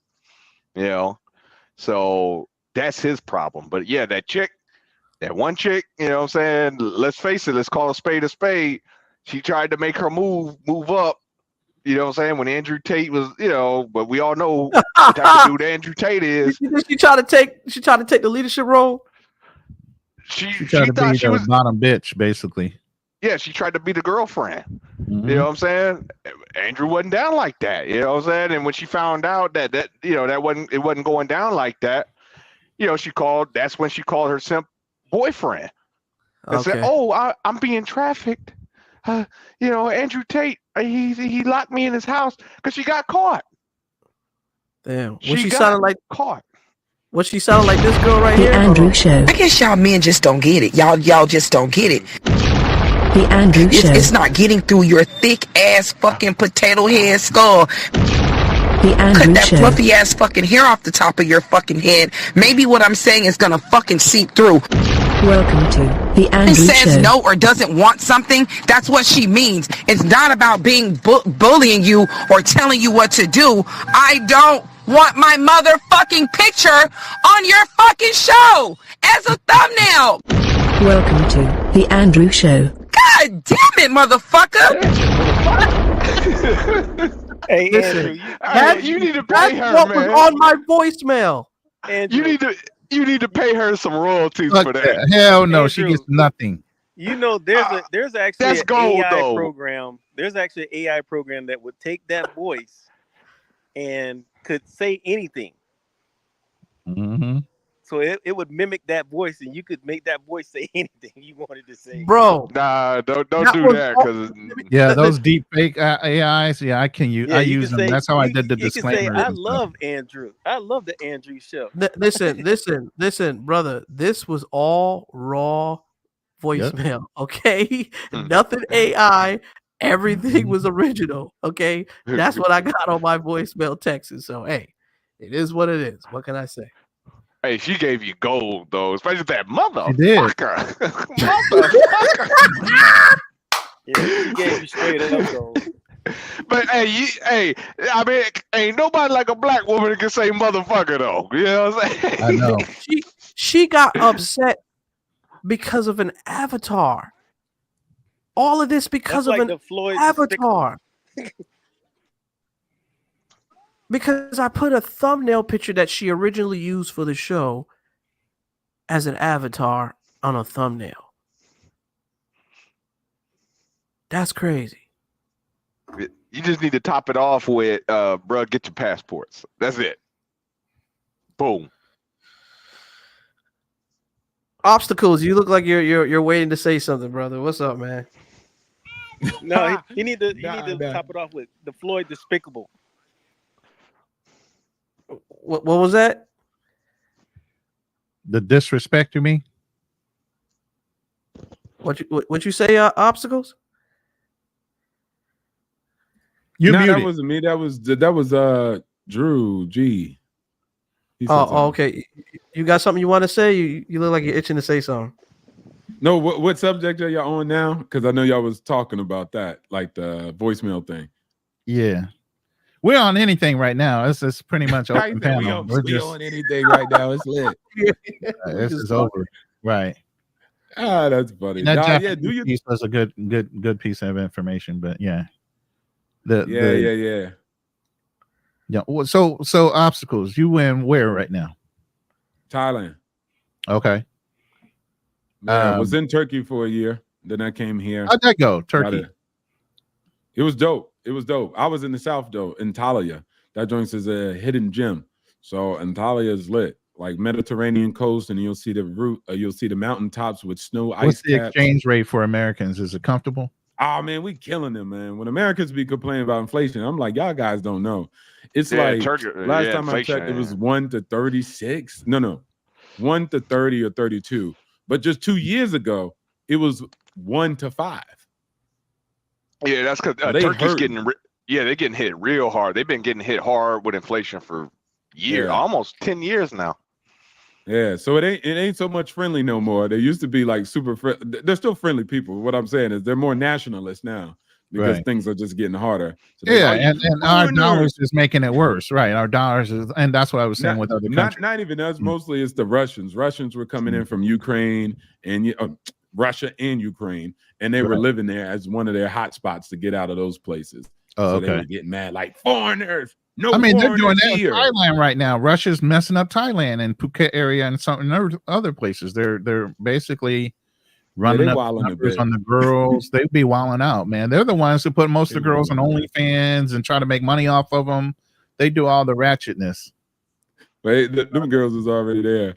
But for the most part, they up there running illegal businesses. Thais don't care most for the part. It's about the rentals. They try to do rental businesses, just like stuff that Thai people be doing. And so they run the price in Phuket for housing, and they're just like, oh, the real estate's worth this now. And so that's a little bit of a problem. But that Thai police are putting these ninjas in hand locks and getting that under control. Because Thai people don't play. They'll report you with the quickness. They be like, over there. Straight snitching. They be having you. Hey, it ain't snitching when it's their house, right? No, that's what they say. Yeah, so they ain't got no problem. They ain't got that culture. They ain't like Cameron. Cameron said, "What serial killer next door? He ain't snitching." So you remember that joke, son? He was like, "I'm gonna move. I shouldn't live next to a serial killer." I was like, "All right, Cam, come on, man." Hey, he don't know nothing. He ain't seen nothing. Yeah, right. So they doing some cleanup and stuff like that. So I know a lot of brothers are going down South America and stuff like that. But I haven't dated an American person or woman since I was high school. Like that was the last time. High school, maybe when I was like 17. But once I went overseas, I was like, oh, this is different. Oh, very different. Well, I mean, you got a lot of very different. Being in the Marine Corps, not perfect, but it's different. Yeah, the Marine Corps hooked me up. Not perfect though, but definitely different. And I didn't see a reason to actually care when I went back. I try to tell them that uniform and that status, even as an American, and then being an American GI or Marine or whatever, it puts you in a higher stratosphere for a lot of people. Yeah, for real. And also say this, man. Also, I say to a lot of people, it's called outsourcing your life because a lot of passport bros getting jammed on this one. I say outsource your life. So what I'm saying is, you know how, let's say, the factory or corporations move their expenses, how to make the car overseas, right? Right. It's lower cost, right? But where do they still make money? They still sold the car in America, right? In America, right. All right. So outsource your life, meaning make your money in America. It's a great place. It's the best place to make money. And then outsource your life to other places like Brazil. Lower cost of living, you understand? Lower expenses, things of this nature. But dudes will be like, all right, man, I'm going to go, to let's say Thailand. I'm going to go to the Philippines and I'm going to start a business. Nah, man, that's a long one. Just make your money in America. It's great to make money. And then also outsource your life, but live overseas. Have a lifestyle overseas, have a family overseas, whatever else. It's up to you, and leave your bank account in America. Because if you got babies and everything, nobody can. Yeah, the banks overseas are jinky. Do not do it. Super janky. But also, too, nobody can get your money overseas. You know what I'm saying? Because your bank account's in America. So if you get married, you'll be all right. If you have kids, you'll be all right. They can't. Don't make no large deposits overseas and no foreign bank. Don't do that. Or buy land in her name. Move it little by little. Really? That's when you lose it. Yeah. I heard the Mexican the Mexican banks are pretty good though. I heard some good things about them. Like, you think they're kind of I would say the best bank is Swiss Bank. Okay, so we know that's overseas. Swiss Bank, and then another one is Singapore. Singapore is like the Singapore's very reliable of Asia. Yeah. Oh, okay. Yeah, but then again, too, like a Filipino bank, you do not want to put your money in a Filipino bank. It will fucking disappear on you. They'll be like, "What deposit? We don't know." Yeah, they'll literally lose wires. They will lose wires. Oh hell, no. That's not even that's real. Is that bad? It will disappear. Yeah. I got scammed. I got scammed on our Iraqi bank. It was called Worka Bank. Yeah, I got scammed on that, That's man. why Marines and Navy love the Navy Federal bank accounts because they're all over the world as a credit union. Yeah, I rock with credit unions all day. I got my Navy, so yeah. Oh, you do? Yeah, you winning then. You win. Yeah, Navy. I got PNC. I got my business bank account. I got my Navy bank account. I'm good, brother. Trust me. Yeah, that backdrop is fire too, man. Oh, that's his thumbnail. I'm kind of jealous. Oh, his? Oh, really? Yeah. Oh, you're talking about his background. Yeah, his background's The background's dope. Yeah. Yeah, I just created it. Oh, what the galaxy? Oh, snaps. It looks dope, but hey, I'm gonna actually put my room like this though, man. Definitely gonna do it. Yeah. Look, look, you got me. You got me. I got a lot of people, bro. No, but I do have I do have some LED strips around here too, but it doesn't look as great when I put it on camera because I got to change the camera. Yeah. I got to get a different type of camera that way it looks pretty. Yeah. But nah, man, I would say going back to your subject, man, guys just look, people going to try to manipulate you. They're going to try to play mind tricks on you. So that's all it is. You don't even got to worry about the hypocrisy. It's always going to exist. It's the only power they got. You feel me? Like if you got $1 trillion and I could say some stuff to you and you give me half of the money, that's a win. Other than that, there was no way to get it. I couldn't beat you up. You feel me? I couldn't do anything else. So if I could Jedi mind trick you, then I'm a Jedi mind trick you. So that's the reason why they're doing it, right? Increase their stock, keep the customers in America worried about them, and they degrade other women real quick. She can't speak English. She's stupid. But you're supposed to be pro-woman. And so net, they're just going to do it in order to get you confused. Be like, yeah, you're right. I am obligated to marry within the community. You're right. You're supposed to get my money. You're right. I know you curved me when I was 20, 21, 22, 23, 24, 25, 26, 27, 28, 29, 30, 35, 32. Like, you know what I'm saying? But, you're right. I'm going to bring it back. I'm going to take your stepkid in. I'm going to put on for the community. And it ain't even a community. It's just them because they not going to be like, yo, go build the block, go plant some money trees. They're going to be like, so, if you fall for that. But what they're going to do now, what they're going to do now, and I think they're starting to do that. No, I said what they're going to do now, and I think they're starting to do this, is they're going through their selection of men. They get pregnant, they have babies or whatever by 2 or 3 men, and then they finally want to settle down and get themselves the nice person or the nice guy. So they figure that, I know every girl in their lifetime, especially being in this country, has been through a nice person, but they put them to the side because they always been told they can get more. They want more. They want better. You could do better. You could do better. You can get something better. Then once they go through their selection of options of men and they get pregnant, they have all these other babies from different men. That's when they want to retract. Oh, okay, now I want to settle because I don't have the options that I have anymore. Mm-hmm. Have you ever heard of the husband story? Yeah, I was just getting ready to bring that up. Yeah. The husband story. Yeah, that's just funny. Yeah, I think I've heard about story. Yeah, it's a simple thing. Women go up to the floors always trying to get something better than at the top floor. It's like, there are no husbands here. You have to start from the bottom. Goodbye. But then on the man's, when he went to the wife's store, they only went to the second floor and they was done. They just took the deal once they had she was nice and that was it. That's because as men, we've always been trained that we can always improve a woman's position in life with our status. We can always grow them intelligent and educate them, guide them, lead them. Where a woman, they want their best first option and they don't want to take the time to groom a man to do anything for them. Yeah, for the most part, yeah. Except them white women that go after the college athletes in college.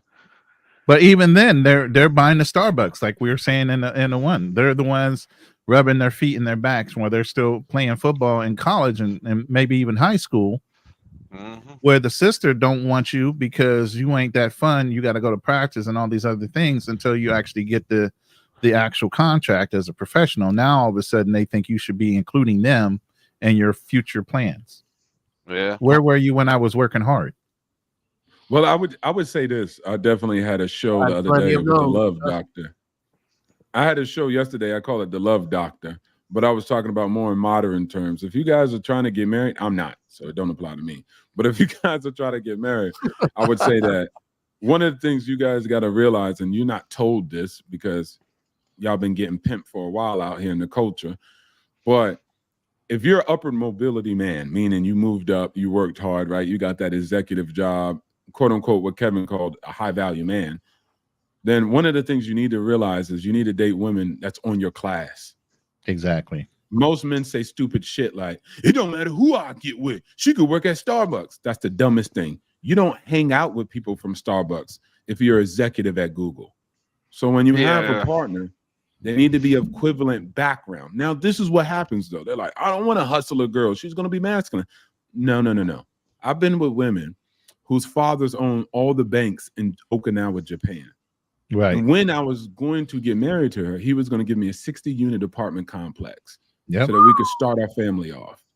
Yeah. Now, as an ambitious man, that's the type of relationship wait, you look you for. said a 60 unit? That's real. I believe him. Complex. I knew a guy that was in the Navy. He married the daughter to Mitsubishi back in the day.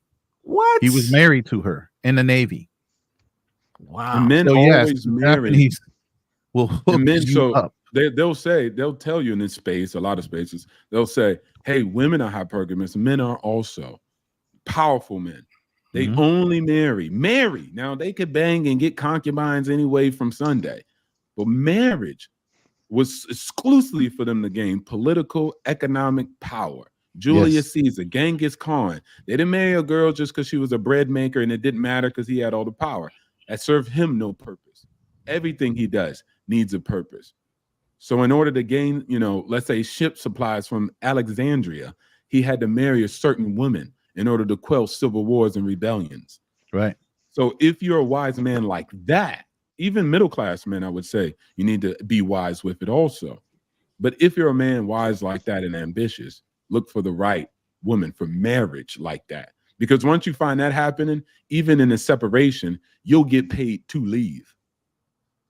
Very true. Like, how can we respectfully dissolve this relationship between our two families and our two empires? And it's more physical. It deals with the money. It deals with everything, the publicity, the reputation. But when you deal with the stragamuffin, because you didn't care because she had a fatty though, and she was ambiguously a big booty girl, then now you wonder why she's trying to, hit you over the head with she got nothing to lose. That's true, though. You did? Yeah. Everything gained, nothing to lose. But dudes get kind of uncomfortable. They're like, man, I'm not trying to come up on a shorty. I'm like, bro, that's what they're for. They're not there for love and cooking and cleaning. They're there to also be like, what do you have to put in on this from your family? Understand that your woman needs to be a representation of you. You don't need a dummy that's going to open her mouth and ruin something for you. You should be able to take them in a business environment to where they know how to at least, rub elbows with the people in that room. Exactly. And then don't try to build a shorty. That's your problem too, because now you're going to end up looking like women when they say they try to build the pookie. Stop trying to build people up. Some people will never do it. That's this lot, and that's what they're doing. Get them as already on that. They're already not. I'm building myself. I'm dealing with some self-hate and some problems from my ex who used to slap on me. Be like, swipe left. You're done. Been there, done that. But dudes be like, no, I'm every a woman motor. I've ever dealt with. Yeah, exactly. But then you'll be like, I'm a motor. And then you end up looking like women when they was like, you was molding Pookie? Like, why would you do that? Nah, don't think you got man powers and you got power. No. A raggy muffin or a Jezebel got a Jezebel spirit. And so don't try to convert her into Mary. It ain't going to happen. Eve even had problems, and she was allegedly on the program. So net, you got to be very wise about it. And if you do it like that, you'll be winning. You'll never have a problem. I dealt with a girl. She was a lawyer. She was nice. She wasn't rude. She still cooked, right? But net, her family was from a politicians. And so she knew how to carry herself. She was respectful. There was no issues. Yeah. She just wanted kids, and I'm a free agent all day. But net. Yeah, I was telling them before, the Marines had this adopt a Navy, adopt a sailor when we hit the port in Australia. But the background behind that was the guys, the fathers of these daughters, when they got them to the house, were really recruiting husbands for their daughters, because they would rather have an American serviceman marry their daughters than the Australian men that would treat them rough and abuse their daughters. And a lot of these guys were big ranchers, or they had money, and that's why they were able to even qualify for the program and even have the military trust them to have their military people in their homes away from wherever base or wherever the ship was ported into. They would leave literally for a week and a half, 2 weeks, we were ported, and they would be with that family the whole time. And it was a whole courting process. Those guys were being recruited to marry their daughters. Yeah. I don't know about you guys, but I tend to like the airline stewardess. Oh. Singapore. I hope you're still keeping in touch with her. Oh my goodness, I'm gonna marry this woman, boy. Oh, you know her? Yeah, he knows her. Oh, okay, man. okay. That's what's up there. Yes, man. Let me tell you something. Asian culture is something different, bro. I'm telling you. It's different. Obstacle knows. He already knows. You don't have to tell him. It hit different. It hit different. It hit different, man. It hit different. It don't. Go to South America. You know what I'm saying? Yeah. Go to South America. Y'all go to South America. Yeah. Ain't nothing that down. Yeah, that's stupid over here. Yeah. Yeah, go down to Brazil and dodge the bullet from the favela. You good? Yeah. We ain't want no pookies out there. Hell with that. No. Asia is different, man. It is. In many ways. And the men hate less. So, I mean, they still be hating, but not as much. But the people I've always been into the bank tellers, the airline stewardess type. Those have always been my type of girls. Yeah, man. The corporate, the sexy, conservative corporate type of even those type of women have a mentality where they can move in a certain way. They have a certain level of intelligence and awareness. So the mentality behind the job also gives you the mentality of the type of woman you're going to be dating when you're looking at those type of women too. Mm-hmm. And especially like if you find the right one, I'm not telling to go to the hip hop clubs and then get the girls from there. I'm talking about the run of the mill regular girl. I'm good, bro. Yeah, you know how people do that. Man, ain't no girls over here. I'm like, bro, you in the hip hop club. That's your problem. I'll pass on that, man. I mean, military guys, ran out to the clubs, fell in love with some chick and tried to marry her up. And what'd she do to him? I mean, you're a Marine. You already know. Yeah, right. We call it detachment property. Now, of course, that'll probably be illegal in America. But net, there'll be a girl file, and he'll be like, "Man, I found the perfect girl. I love her, and she loves me." And then this gunny be like, "What's her name?" He's like, "Blank." And he's like, "Oh yeah, no, we got her file. Okay, so what about it? Mm-hmm. Huh? What you mean? Y'all got her file? Oh no, she goes back about 5 years. She's been around with the Marines. She's been through at least 20 of us. She's been through 20 of us already. Got them all with. Somebody always marry her at the end. Somebody always marry her at the end. Everybody knows her name. That's what I'm trying to tell you, man. We've seen it all. Veterans and military guys have seen it all. There's nothing that is going to be outside of our scope of knowing that. No, that's not a good look. Have you guys ever been to the Mediterranean Sea, Malta? No, I've not been to the Mediterranean at all. That's still on my bucket list. You got to. Beautiful. I loved it. Man, let me tell you something. Talk about not the Holiday Inn, the Hilton Hotel, right? They have a Hilton Hotel that's out there that's made out of a castle. And it has like the red, like the red little robe that goes down, and everything's like the torches and fires and stuff. Everything's so Roman Catholic, like castles and stuff. Like hotels are made out of castles. It's nice, man. The shops are kind of made out of stone and stuff. Like when you walk inside, it's dope. That sounds like a nice little spot to take a nice chick with you. Nah, I wouldn't take a chick with me. That's you. Me, I would. I mean, if I got a wife type, this is different. Oh yeah. I take sand to the beach. I don't. Yeah, I mean, if you got wife to the beach. Oh yeah. I don't go prospecting. Hey, man, I already go with a guarantee. You get what I'm saying? Hey man. Oh well, I went there. I found myself. I had a little girlfriend out there for a vacation. I was good. So she showed me around. She treated me right. She was good people's, man. It was very family oriented. I love it, man. I was like, damn, I could really see myself living out here. Yeah. Like, you ever been to a place that you've never been before? Like, I know you guys travel a lot, but when you go to a certain place and it's just the hospitality and everything, you're like, damn, I could really see myself staying here. You should feel like home. Yeah, it makes you feel like you're welcomed, and it's just a overall warm feeling. But you also come into question and you say to yourself, okay, you guys are way too nice and too friendly. You wait for the fucking bucket to drop. Like, am I going to get stripped for my organs after I get comfortable here? What are you really trying to do, Missy?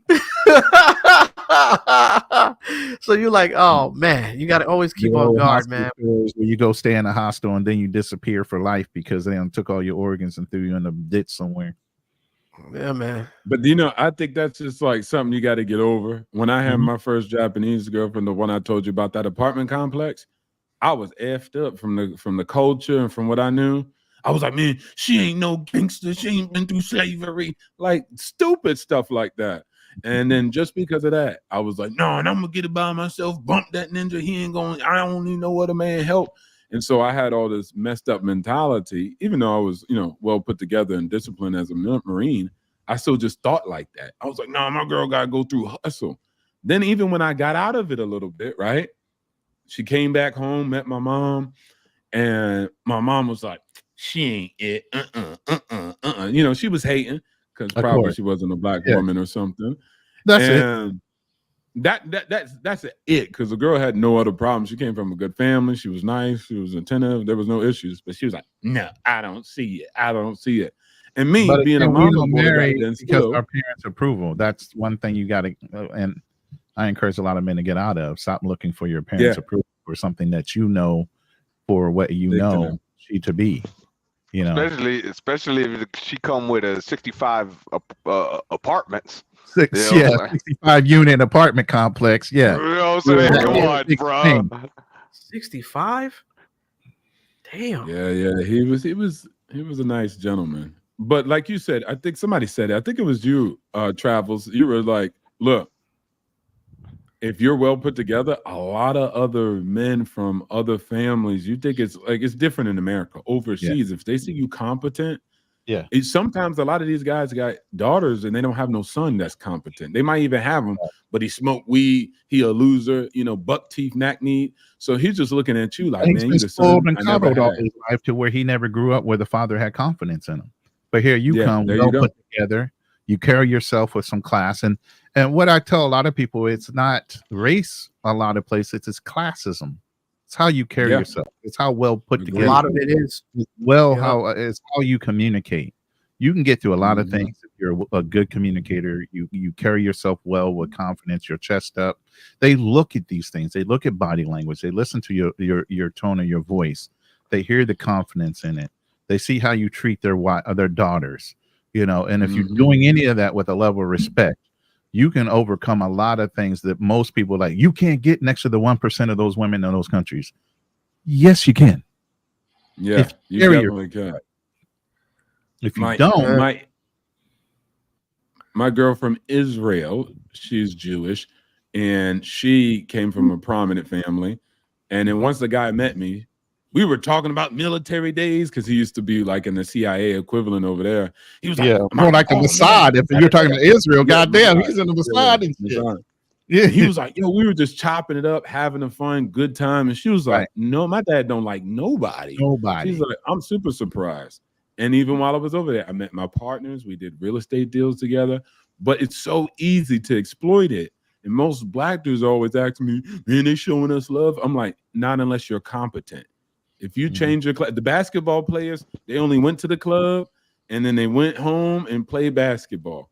But net, if you were well put together, man, you excel in those cultures because they're just like, oh my gosh, I never met somebody like this before. And you get a lot of extra points coming out of that. So like you said, it's a class thing for the most part.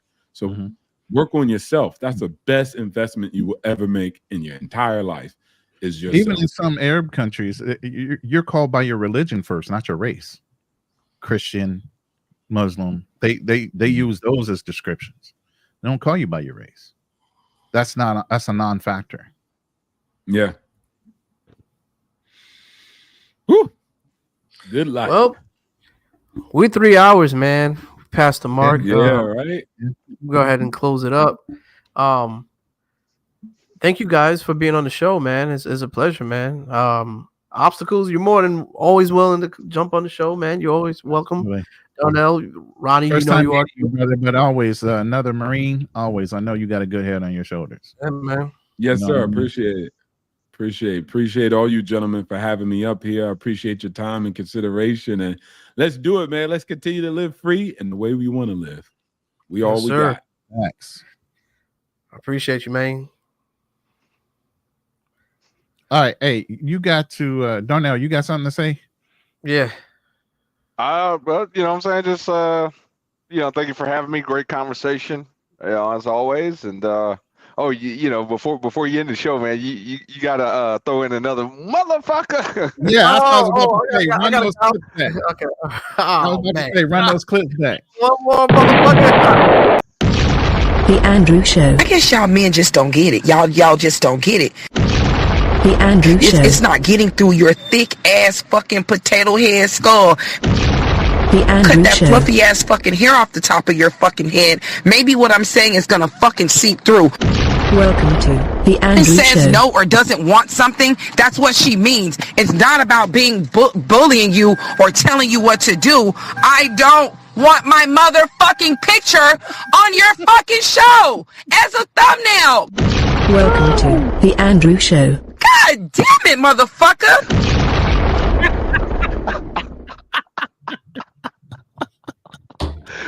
Oh my goodness. Oh man. That the is classic of all classics. Get your passports. Man. Get your passports. Right there.